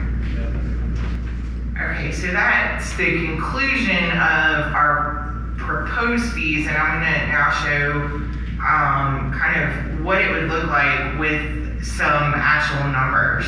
So in 2022, for those of you who don't know, I previously worked as a technical specialist with this group, did a different job for about 18 months, and now came back. So previously, when I was a technical specialist with this group, I put together an internal electronic tracking system so that we could track our applications and know what was going on with them, know who was responsible for one at any given time, when it came in, all of that. And so that data was maintained through 2023. And so I went back and used our 2023 internal data to estimate what the 2023 fee revenue was and what it would look like under if these fees were implemented. So we had 144 applications come in 2023. Yes, okay, we had 144 applications with current fee revenue of $26,325. Under these proposed fees, it would be $51,700. Plan to review, as I mentioned, we were not implementing a fee at that time, although it was regulatorily approved. We had 10 plans that would bring in $9,000 under our proposed fee. Inspection fees, which currently are not in our regs, to do the required inspections would bring in $15,100. The subdivision approval, we had 6 two-lot subdivisions to come in 2023. So under those, that would go from 480 to 1,800. And I spoke with Alan yesterday, and I think we've had 2 large subdivisions come in this year, like 32 lot or so come in this year. So that would be a different fee or a different amount of revenue that would come in because of the larger subdivisions. Bedroom disclosure, this is just an estimate. 6 letters a year is probably about what we do. So we bring in $600 on that. Installer licenses, we've got 12 installers, and so we would go to 1,800. Pumper permit trucks. So we are continuing to work with our pumpers to let them know that they need to be getting licensed in our office. It's an ongoing work in progress. We have 9 trucks that we permitted in 2023, and so that would bring in $1,350. So our total under the numbers here, $29,055 would have come in under the current fee structure as implemented, and under the proposed fee structure, it would be $81,350. Question. Yes. For the inspection, how often is the inspection required on the existing septic tank? Can you repeat the question? How often is the inspection required on an existing septic tank? Like on an existing, I'm sorry, thank you. So an existing tank, it would only be required if they were getting a repair or if they were getting an addition. So this program, unlike the well program, does not have any sort of annual fee built into it. So you'll see on the well program that a lot of the revenue and potential revenue from coming in would be from those annual fees. So this is all one-time fees, or if you come back to us for a repair, it would be a fee then. Another question, how did you get the $15,000 for the inspection fees?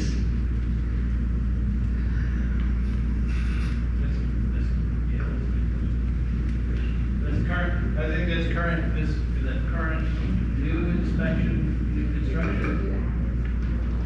It may have been based on how many they actually went out and did. I was gonna go back and look at that number and I didn't.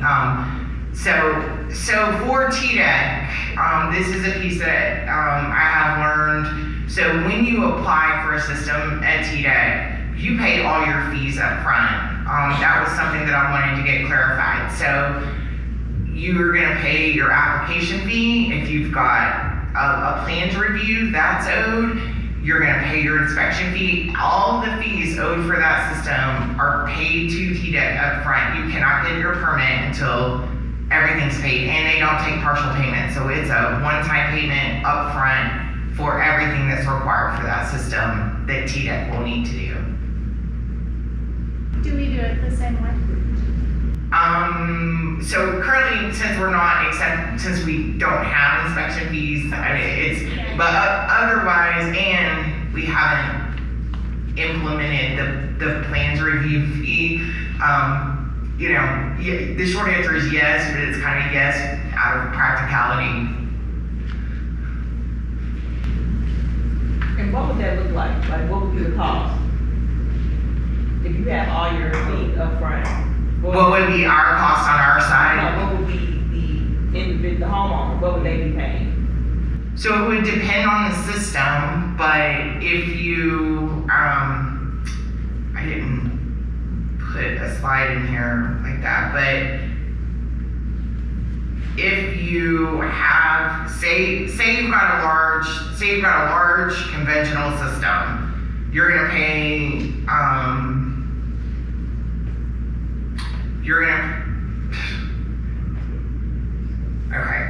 large conventional system, so you'll pay $350 because you have a conventional.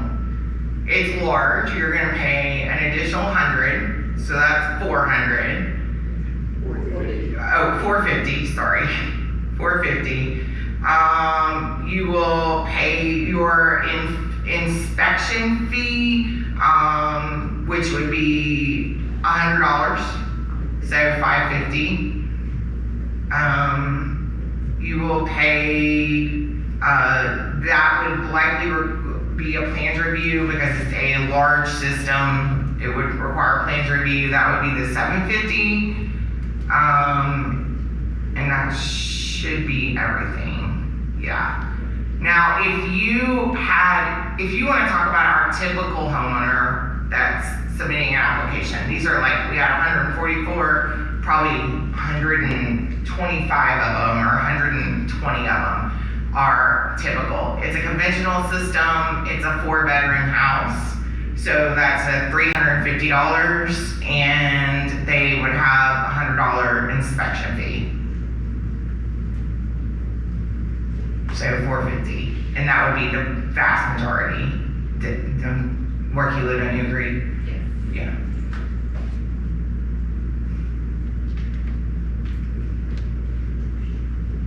So that's,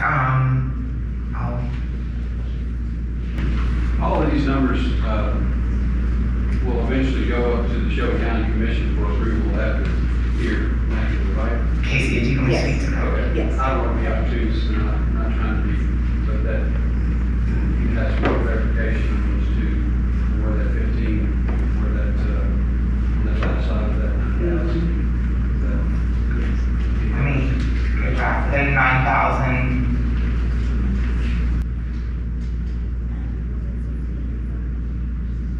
This plans review, the 9,000 on the plans review? Yes, I mean, for the questions that may come up for you. Sure. So that 9,000 on the plans review would be a 750, I swear I did this calculation yesterday. No, that's not 9,000, so I'm not sure. It may just be a math error on my part. Inspection fees and things too. It may just be, it may be an Excel error. There's, Not necessarily. No, Yeah, I mean, and you have additional amount with the 750, then wouldn't you have like additional, I mean, that's for a large home, but does that include, does the plan review include plats and things like that, or no? no, well, so, Like you have that up, do you have plats up there? Yeah, you do have plats. Fourth one, subdivision evaluation plan.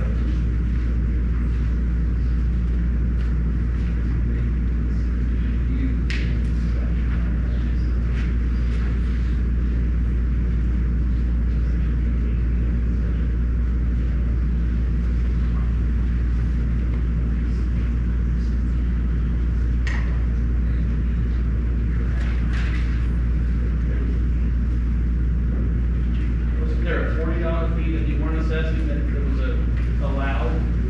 Yeah, there was on the subdivision evaluation.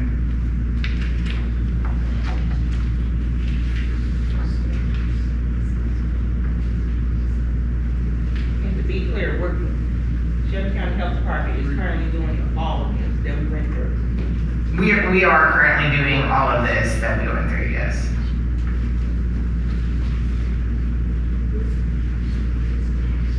We'll get clarification on that number, but It could, it could be a math error, that on my part. So you probably can follow something, that number's probably, in my experience, when we put numbers in, there's a reason for it, we may not be able to remember all the details. Right. So just think $7,500. Well, for sure, that's a minimum, it might be 9,000 if there's additional items that were included with that equipment inspection, or maybe it was something else that added to it.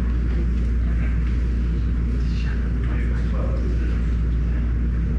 So, and this is just the final graph that just shows us going from 29,000 to 81,000, which is still, I will say, is still low and likely would not actually cover the real-time cost of actually doing this. Okay.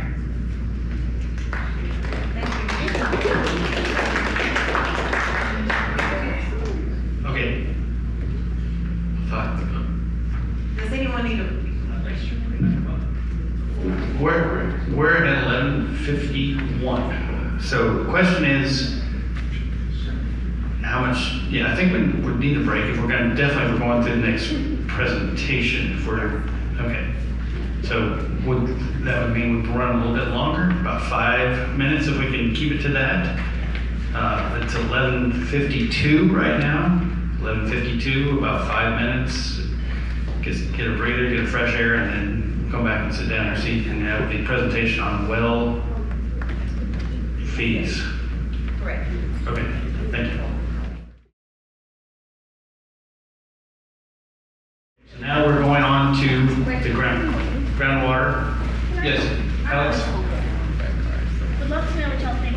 I have an appointment at 1:30 I've got to get back to, so I'm going to stick with this as long as I can.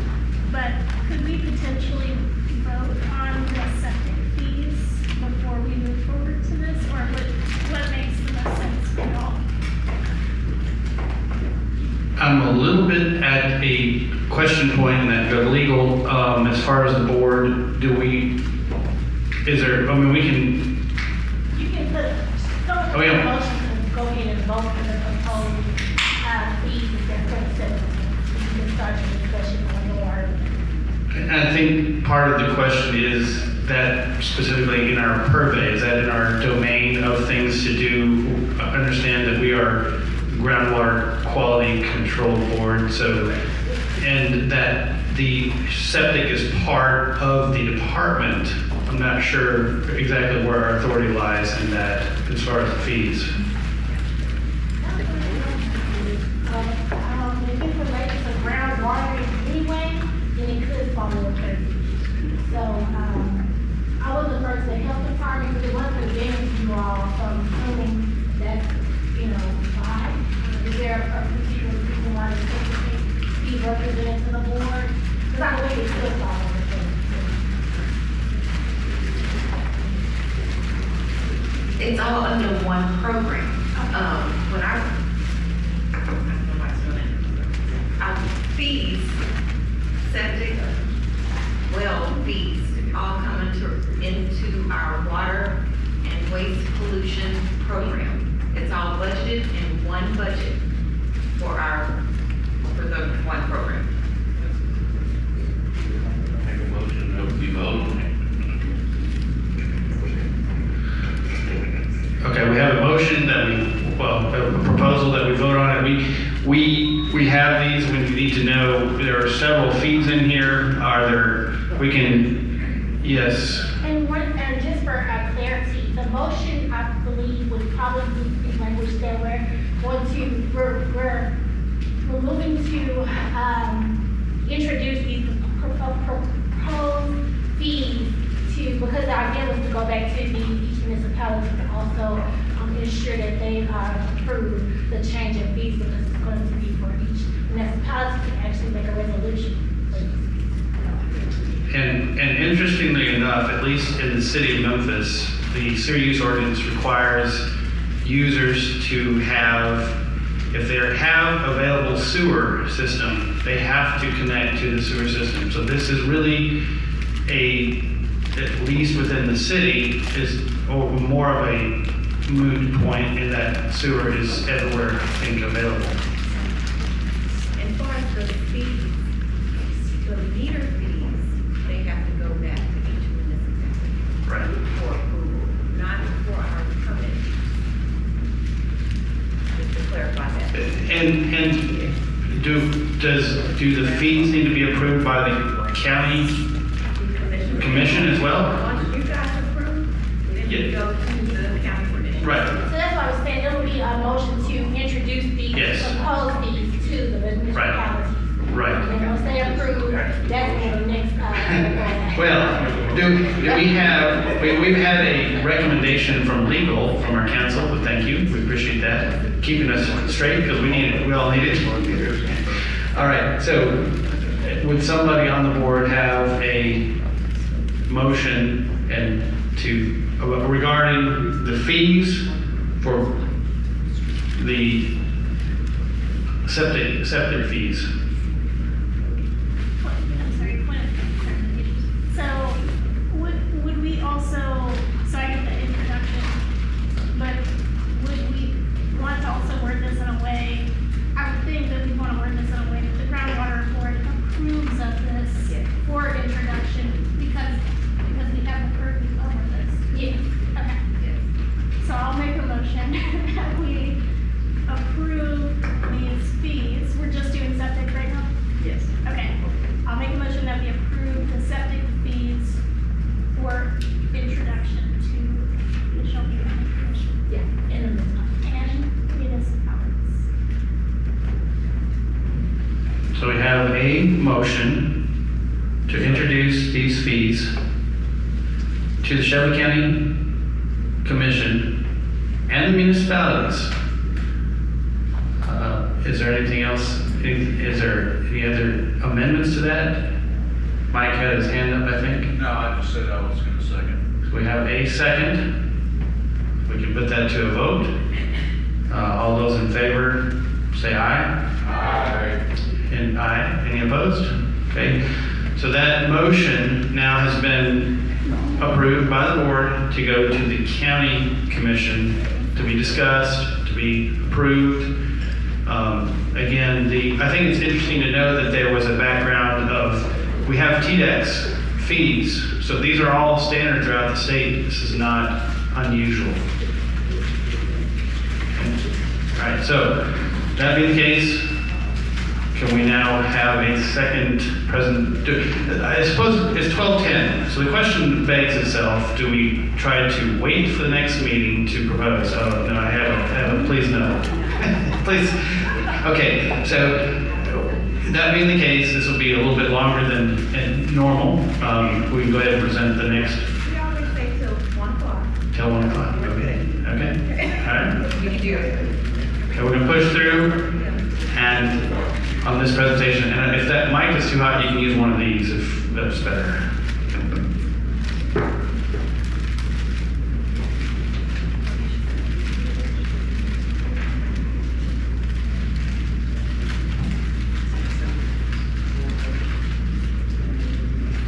So I'm for you to present the water well fee proposal.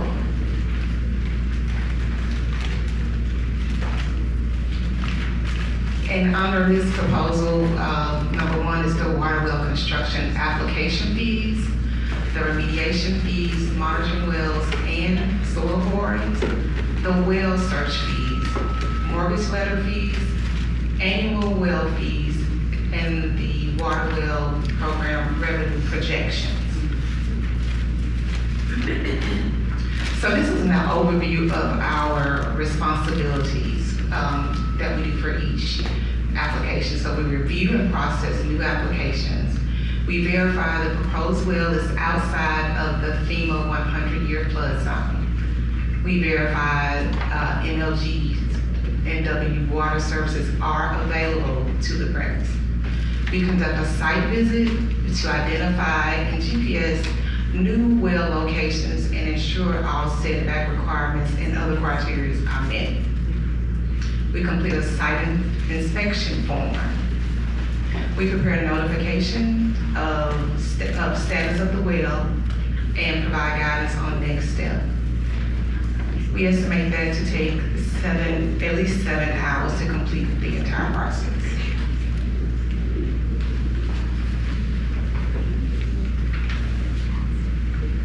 So this graph depicts our current application fee, which was established 36 years ago, $25 across the board for any water well application. We are proposing that fee to be increased to $300 with the exception of domestic water wells, where those are residential locations where the well is their only source of drinking water. We are proposing that fee to go to $100. We're proposing our emergency water well fee, which is $50. We're proposing that fee to be increased to $300. So a standard water well application now is $25, and we want to take that to $300 total. On the emergency part, we're proposing a $300 fee, which is currently, that total price is $75, and an emergency fee. So we're taking that to, proposing that to go to $300. Now we are taking into consideration of our domestic water well locations, so that we don't want to create a hardship because that is their only form of water. So on the third line, we are proposing, like I said, their application fee to be $100. Now, we listed the different type of wells that we permit. And under the commercial, we're including all irrigation pond and lake wells. So across the board, our fee is gonna go up to, we would like our fee to go up to $300.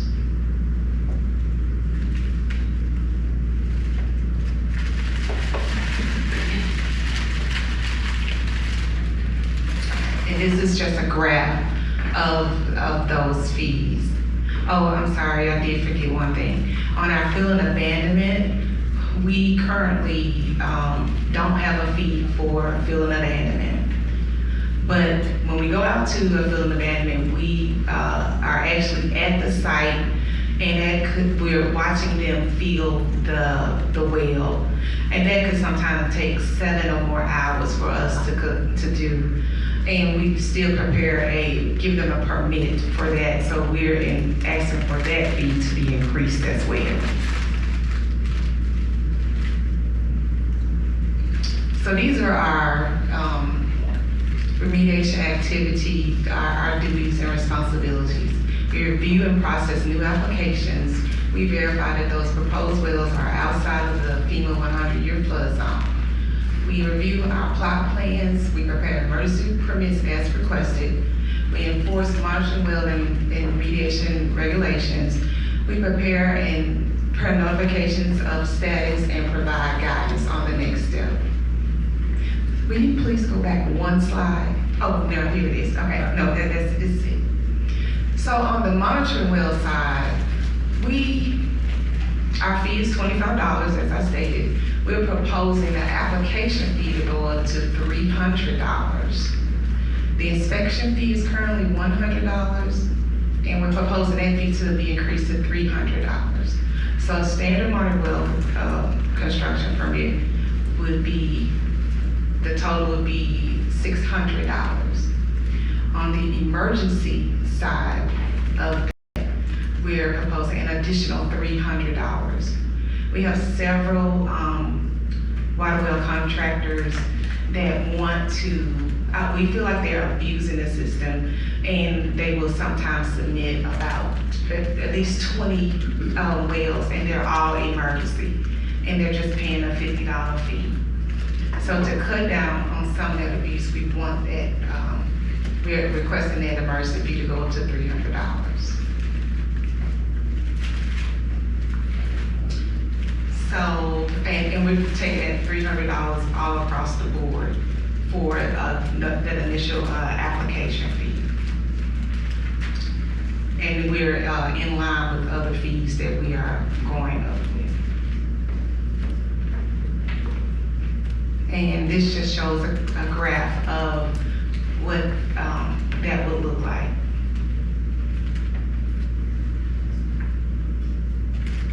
Our well search fees. Our current fee is $75 to search for a water well or monitoring well. We're proposing that fee to go up to $150. Our responsibilities are we search our electronic well records, we search our physical well records, which are sometimes on cheesecloth. We do a site visit if necessary. We use TDEX supplemental, we use TDEX well viewer, and we use and prepare well buffer maps with existing Esri software. We prepare a list of the known wells with requested information, location, and current status. And sometimes that could take us up to 3 days to complete.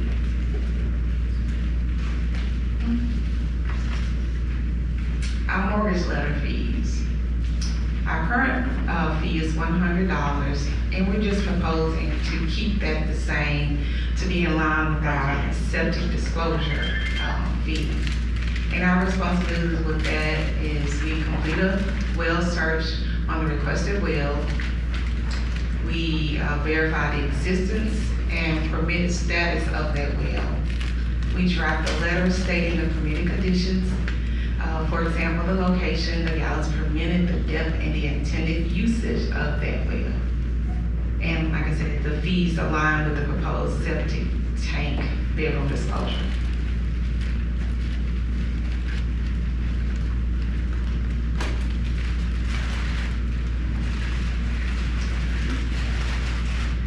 Annual water well fees for non-domestic, the inspection fee. Our current fee is $100. We're proposing that fee to be increased to $500. And our responsibilities are, we have over 700 well sites. We perform a routine inspection of the well. We complete an inspection form. We GPS the well location. We collect a water sample and prepare that sample to be transported to the lab. We deliver the sample for analysis. We receive that data and enter the results. We inform the owner on retesting if necessary, and we issue a annual water well permit to the well owner. Question. For the laboratory results, will those be sent to a third-party laboratory? Yes.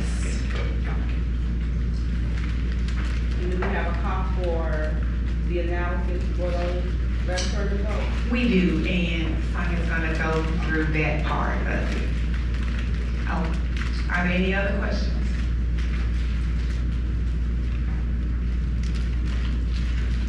Okay. So for the annual monitoring well fees, currently there is a $20 fee, which was established in 1994. And it's capped at $100 for 10 wells. We're proposing that be $50.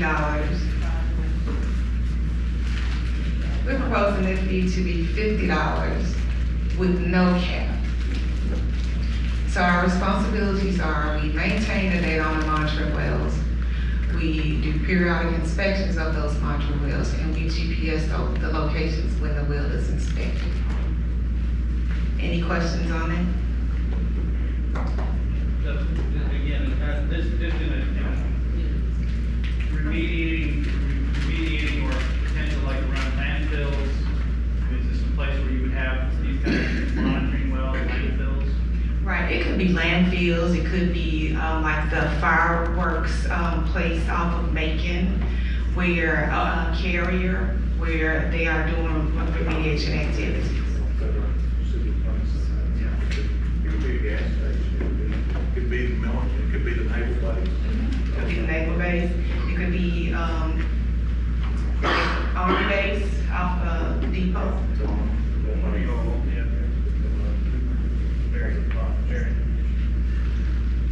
So it would be, so there's no limit. There's no limit.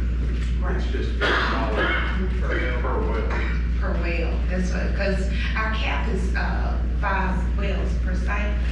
So we're trying to, well, get some revenue for this, so we're saying $50 but no cap. Would there be a break point where, I mean, if someone had 10 of those, 20, is there a break point for your effort, like, it's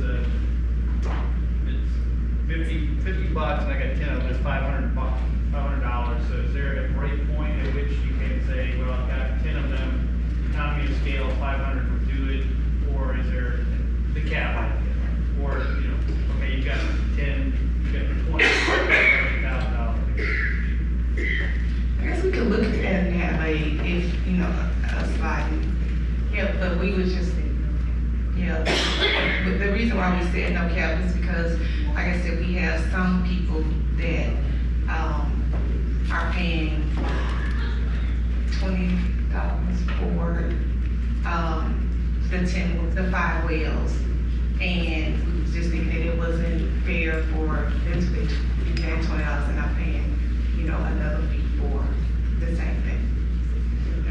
When you have monitoring wells, are you looking at, you have to look at data for every monitoring well, is it? Yeah, we look at we have the schematics for the well, and it's all on a plot plan, so we just try to make sure that all of that is taken into consideration. And I think that this is one of the considerations of the overall program, but are you all then able to take the water drawn off and calculate and identify the amount of water and how much flow it's pulling to it in the area and know how it's impacting other sites or anything like that? And we have not. They're not sampling these monitors. Yeah, we have. They don't sample the monitors. Because that could be hazardous. Right. They could be hazardous material. Again, they're looking at the wells to make sure that they're still wellheads maintained, the caps are on them. When it's done that way, do you get any kind of report? I mean, there's an engineering firm, or somebody responsible for these sites. Are you getting data from them? We get data, we get closing information that, Mr. Darby, are you all sending that to the state as well? The closing data? No. Okay. So we get the closing data that's included in our paperwork. So I think they have 30 days to get that information to us. But as far as the real-time remediation and movement of the contaminants in the groundwater, you all don't have that data? We don't have that data, but it is through, I want to say Caesar was doing that. TDEC gets it. Yeah, TDEC gets it. TDEC, EPA, TDEC and EPA, they definitely have it. I know there are remediation sites, and I know the contaminants move around into the soil and into the groundwater. So knowing where those are and how future wells are around them would be important to know that kind of stuff. So we use the Superfund site. So if someone came in and applied for a well, any type of water well, if it's within a specific zone of a Superfund site, we notify them of that. Could I be recognized?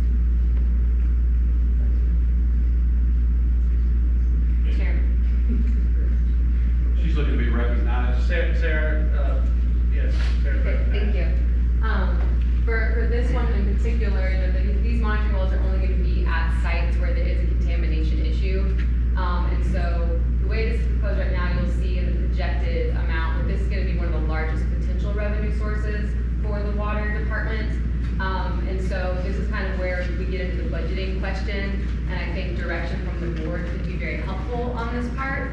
But in the ordinance and in the charter, there is, a direction to have a liaison between TDEC and the EPA and the local municipalities. There's also looking at a wider sampling monitoring well network, which is what Orkila kind of mentioned that Caesar has done based on the grant they had. The county had funding for like a hot second.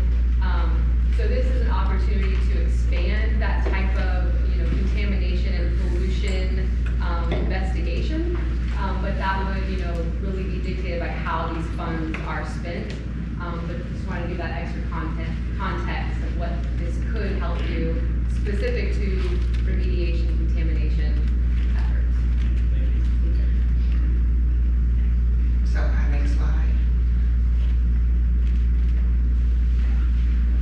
So this just shows our revenue projection for the well construction fee side. Currently, our revenue is $75,625.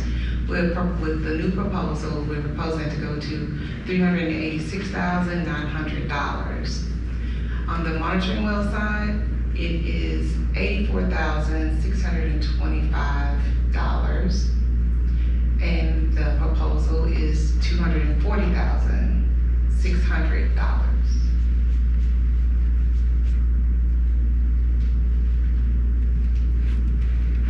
So our cumulative well revenue projection currently is $160,250. We're proposing it to be $627,500. And I do want to be clear on these estimates. Both our current revenue side and the proposed revenue side is very much an estimate. We estimated monitoring wells, we estimated the water wells that would pay the annual fee. So this is by no means like to the dollar. No, of course not. Will you go to the previous slide for just a moment? I think the one difference, to notice, the one difference is that on the other, of course, on the septic, we have a measuring stick from TDEC, whereas here we don't. So I definitely like to see, the budget outlay with these funds. Things like you have, like one vehicle or something like this, maybe two, and how are you going to get to these places to do all this if you don't even have the vehicles? You have, it's capital improvement kind of cost, insurance and new software and that kind of thing. So Sonia's gonna speak on the budget part. Okay, I know Kim had a question, so I better. Okay, Kim. Can you provide an example of what you mean to the non-domestic water wells, the 740?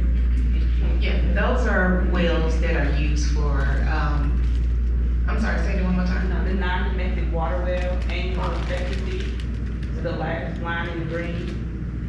Oh, no, domestic. So we have, currently we have about 740 wells that we plan to inspect. And those are the, quasi-public wells. So those are the ones that are used for irrigation, ponds, anything that's not their sole source of drinking water. And you have GIS records for all of those wells. So in other words, you know where these wells are. Yeah, we have records of where the wells are. Now, they didn't do GIS, for wells that were done, I guess, pre-1980s.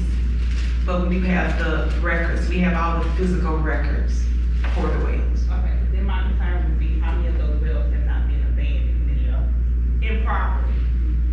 Yeah.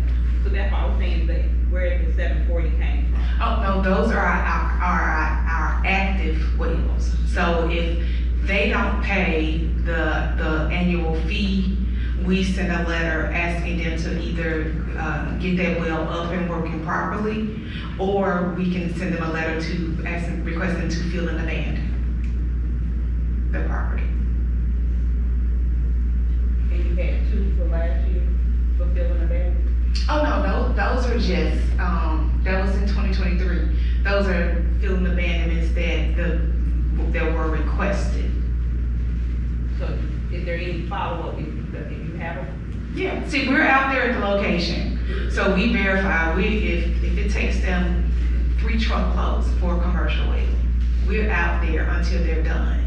So they provide us that information, and we're out there actually counting the bags that it takes. Oh, no, my question was for the non-domestic bill. You said if they don't pay the fee, you said you give them 2 options. Pay the fee or fill in the ban. How do you know they follow those options? Oh, we follow them. Okay, so you will go out to the site? Yeah, we'll go out to the site. And, necessary. So are those classified, so let's say they choose to abandon, are those classified as emergency or go to fill in the ban? Those would be fill-in abandonments. Okay. And we don't get a lot of fill-in abandonment requests. If something happens to the well, where they've blown the pump, or they're not able to use that well anymore, then we'll issue a fill-in abandonment for that.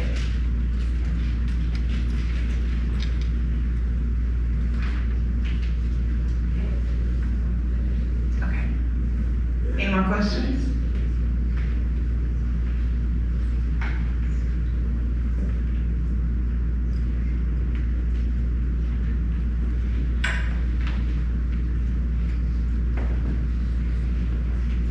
Okay, we're getting ready to pull up the budget.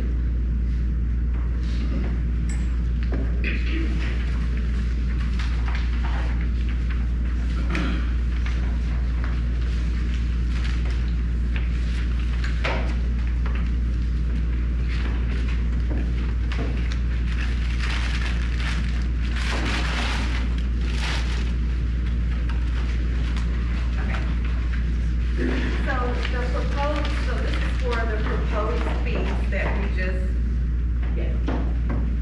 I was speaking Latin. That was fine. So the 2 PowerPoints that you just saw, the proposed fees for the water well fee, it was $627,500. The septic, $81,350. Since we're not doing meter fees right now, our current meter fees for the year is, well, it's roughly $175,000 that we bring in from meter fees. So that total is there, the revenue total, $802,500. That's what our proposed fee would bring in. Can you go down so they can see the whole budget? Well, sorry, Angela, go back up. Okay, so as you can see here, our budget, of course, we have to include the salaries and benefits.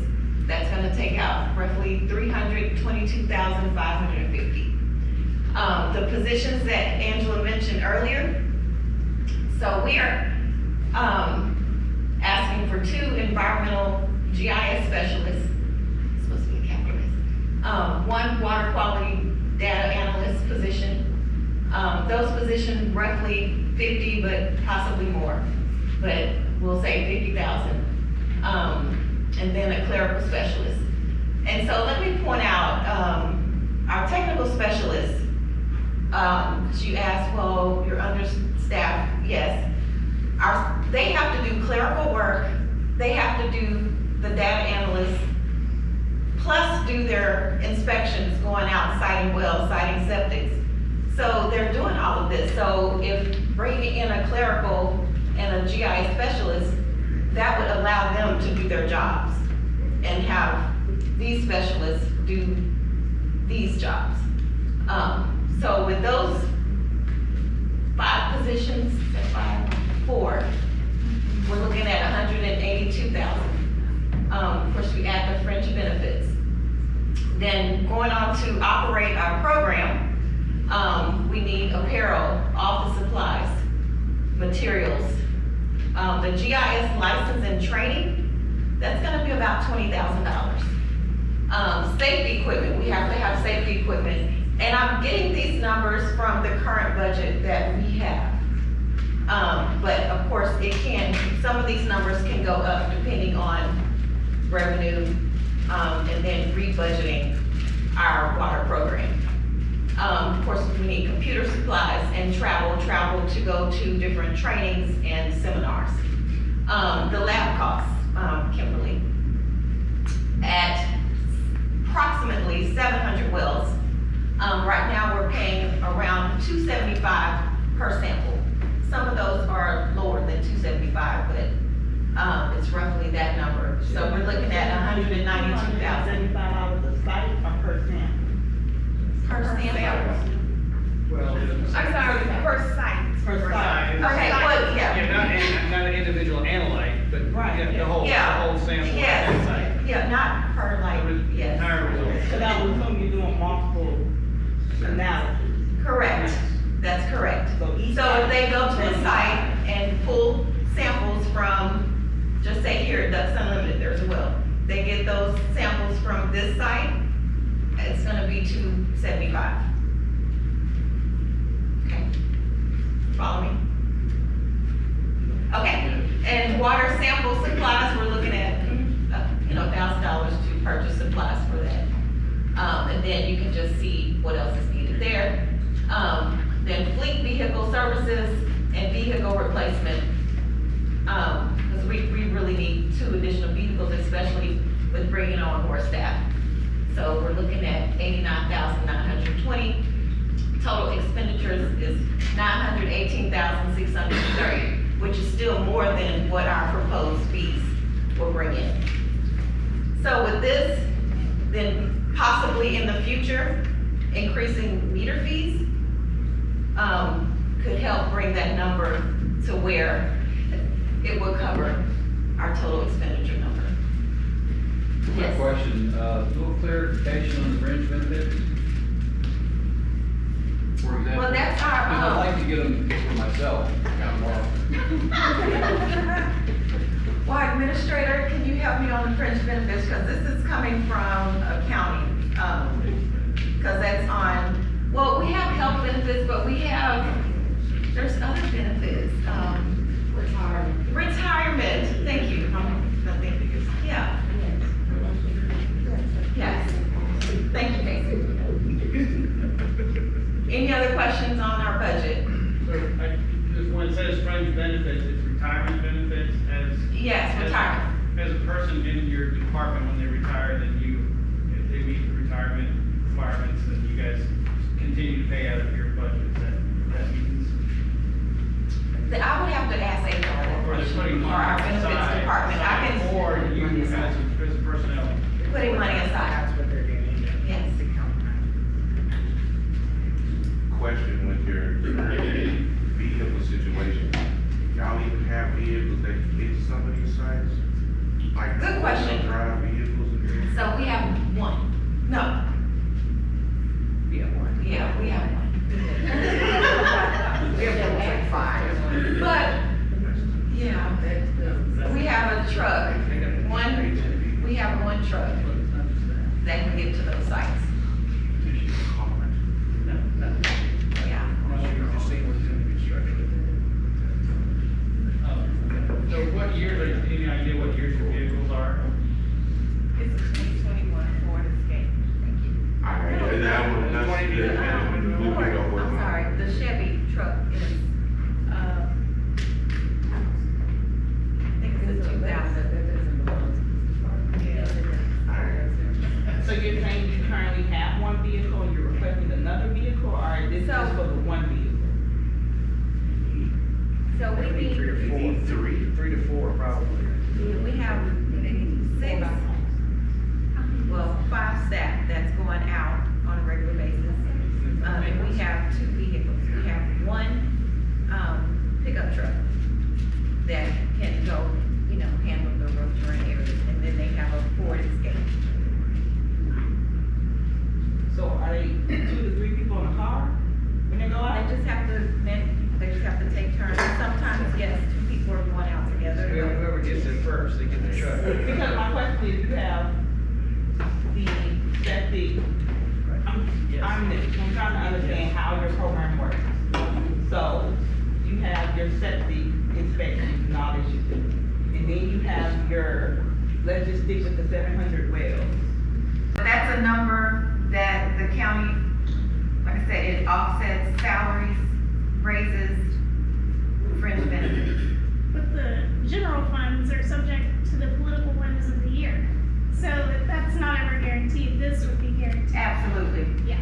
Yes. Yes, but the agreement asks for meter fees, but at any rate, that says that, you know, the county will continue to fund despite the meter fees being implemented. So I think that, you know, just the fact that they're getting more revenue doesn't mean the county should then not fund them. Right. Yeah.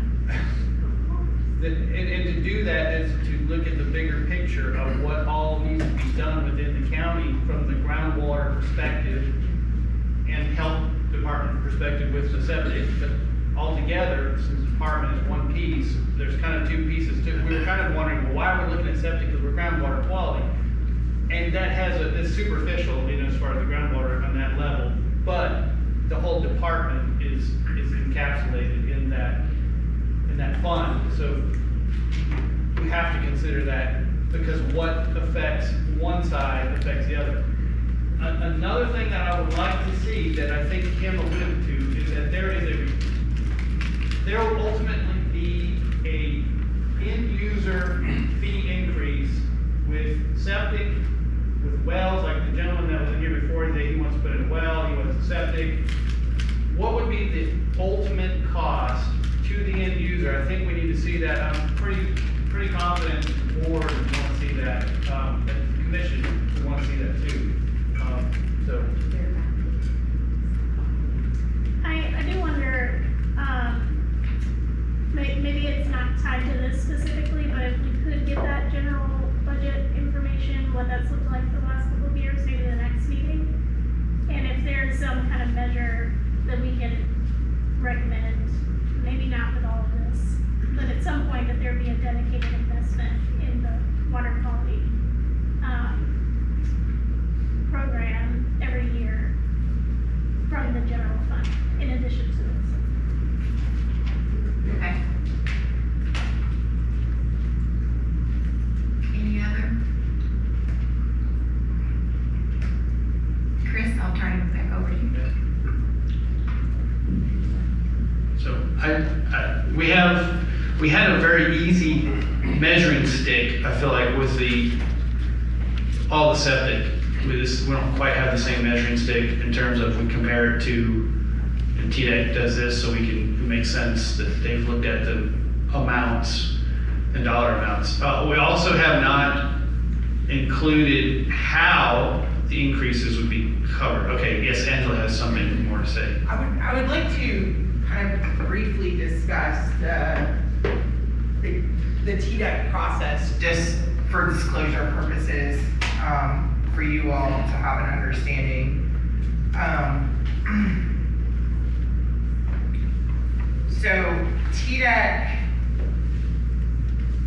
So what TDEC has, I don't want you all to leave here and think nothing happens at TDEC. What TDEC has is a notice of intent process. So if you want to drill, you have to file a notice of intent. My understanding is the fee doesn't even have to be paid at that point, but there is a time limit to pay the fee. These are the fees that are required. I talked with emailed back and forth several times with the person over Wells, and I cannot think of that person's name at the moment, but basically there's not an active well management program with TDEC, in the sense that they're not sending people out to observe drilling, they're not sending people out to observe fill and abandonment, they're not doing an active monitoring program where they're periodically sampling wells. So it is largely a notice of intent, and so that is why we didn't include these fees in the same way, because it's not really a comparable program. But these are their notice of intent fees. And if you guys have specific questions about the type of wells, I think Orkila and Veronica and Chiquita can answer those questions.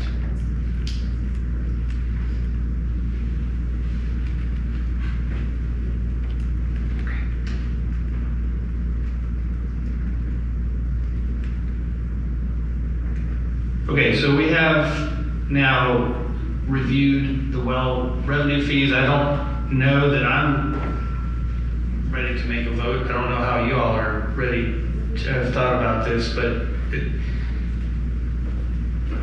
if we did have a vote, what would it, I would assume it would be to recommend it to go to the Shelby County Commission for consideration. And I don't know if they would modify any of those numbers, but certainly they could be adjusted in different ways. Yes, legal, Ms. I'm Brandon Chen. Chandler.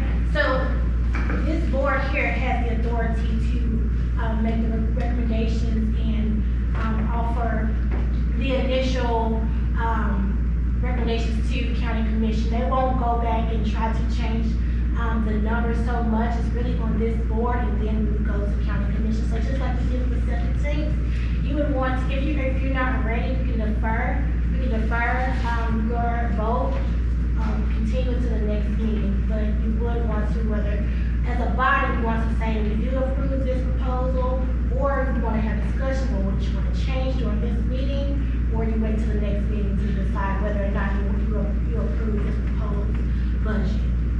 When is the budget due? It's not necessarily a due date. It's really just based on our timing on when we make a decision, or when the board makes a decision. So they continue operating under the previous budget to a new budget is submitted.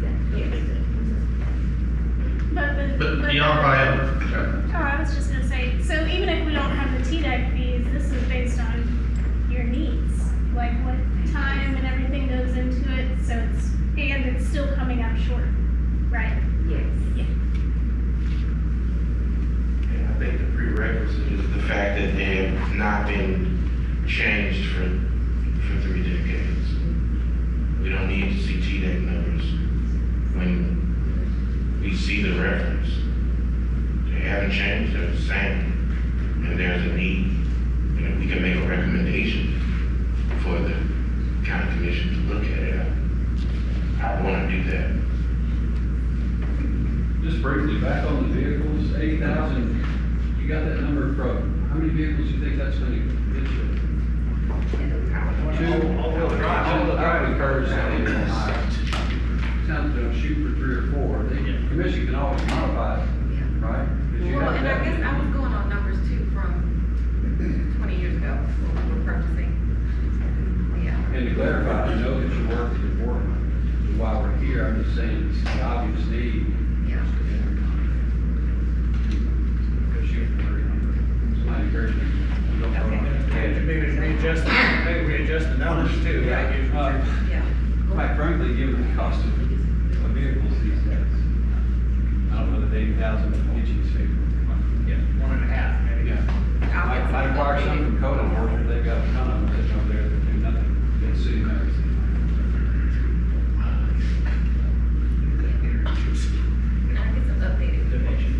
I think basically we're just making a recommendation. We're not justifying the cost or anything like that. And you know, the commission's the one that's gonna say yay or nay. I mean, we're just making a decision whether we think that this is needed or not. I mean, we can't justify what they asked for because we really don't know.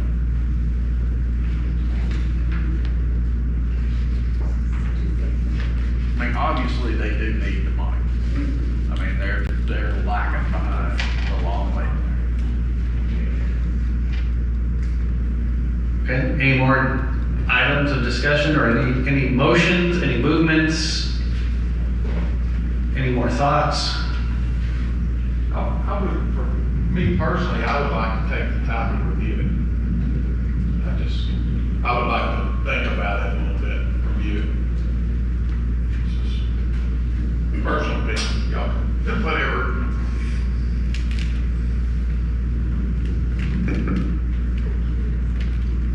Well, we are a board, we all have a different angle or, and thought, we're bored, so not everybody's thinking has to think the same. But we do need to decide what to do with this. It's in front of us. It definitely is fresher since we just heard it. And somewhat, it needs to be considered with what previous presentations have been done, which is not fair for Kim because Kim wasn't here, and maybe, I don't know who else. But on there were comparisons done in the fees and how it compared to other counties, other places.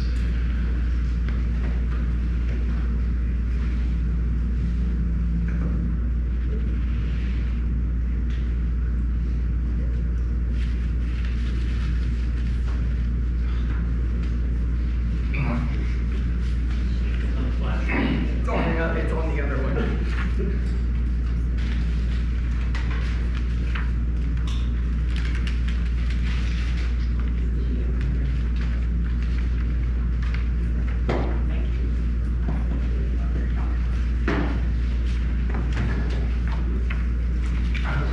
That was the stamp in there.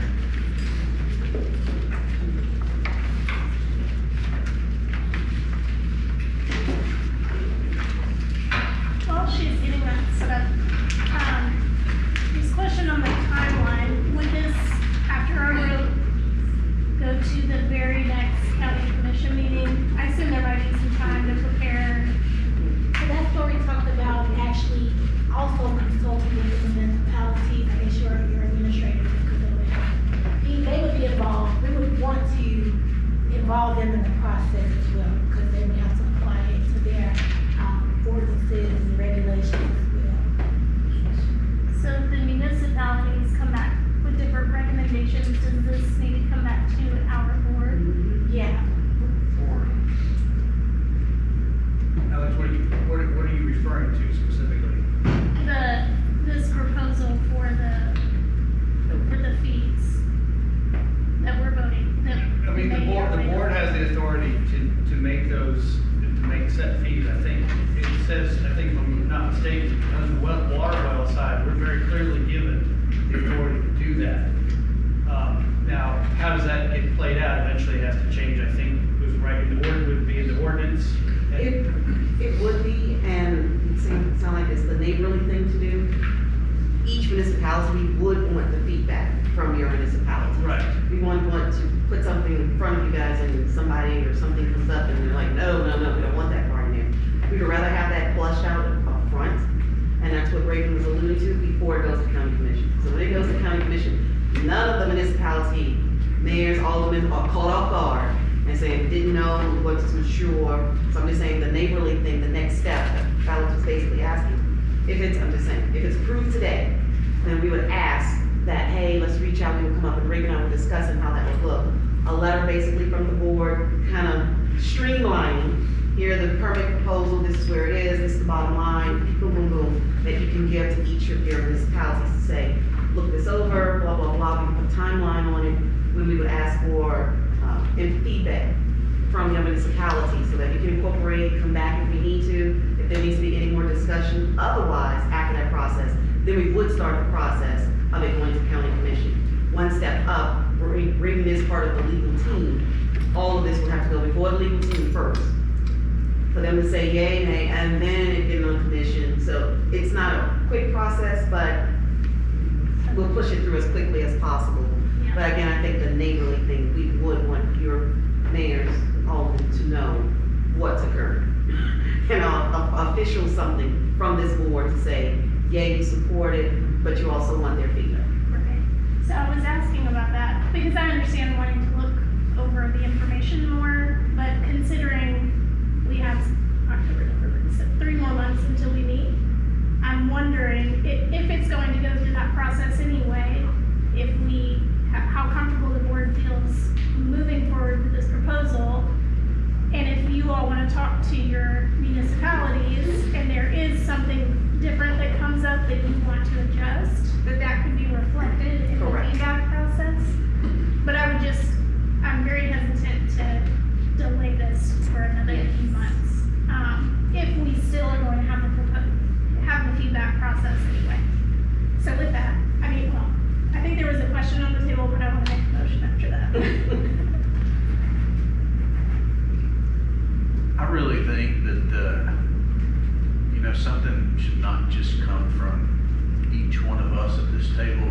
probably come from you guys, you know, and we can, in turn, sit and talk with them, or, you know, tell them this is what we've come up with, or this is what we're looking at. I mean, is this something that y'all would be open to? I mean, just like the meter thing.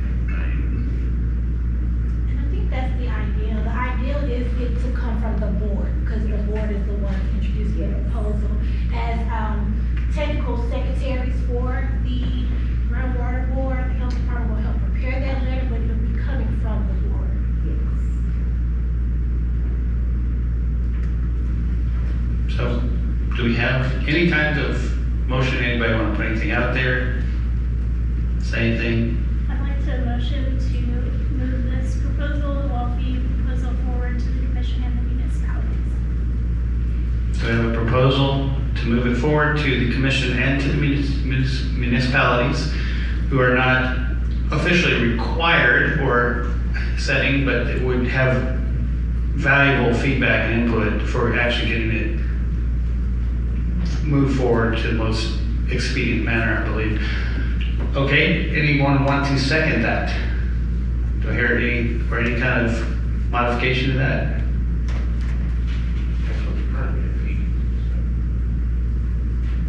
This is now for all the well permits, well permitting fees, inspection fees, sampling,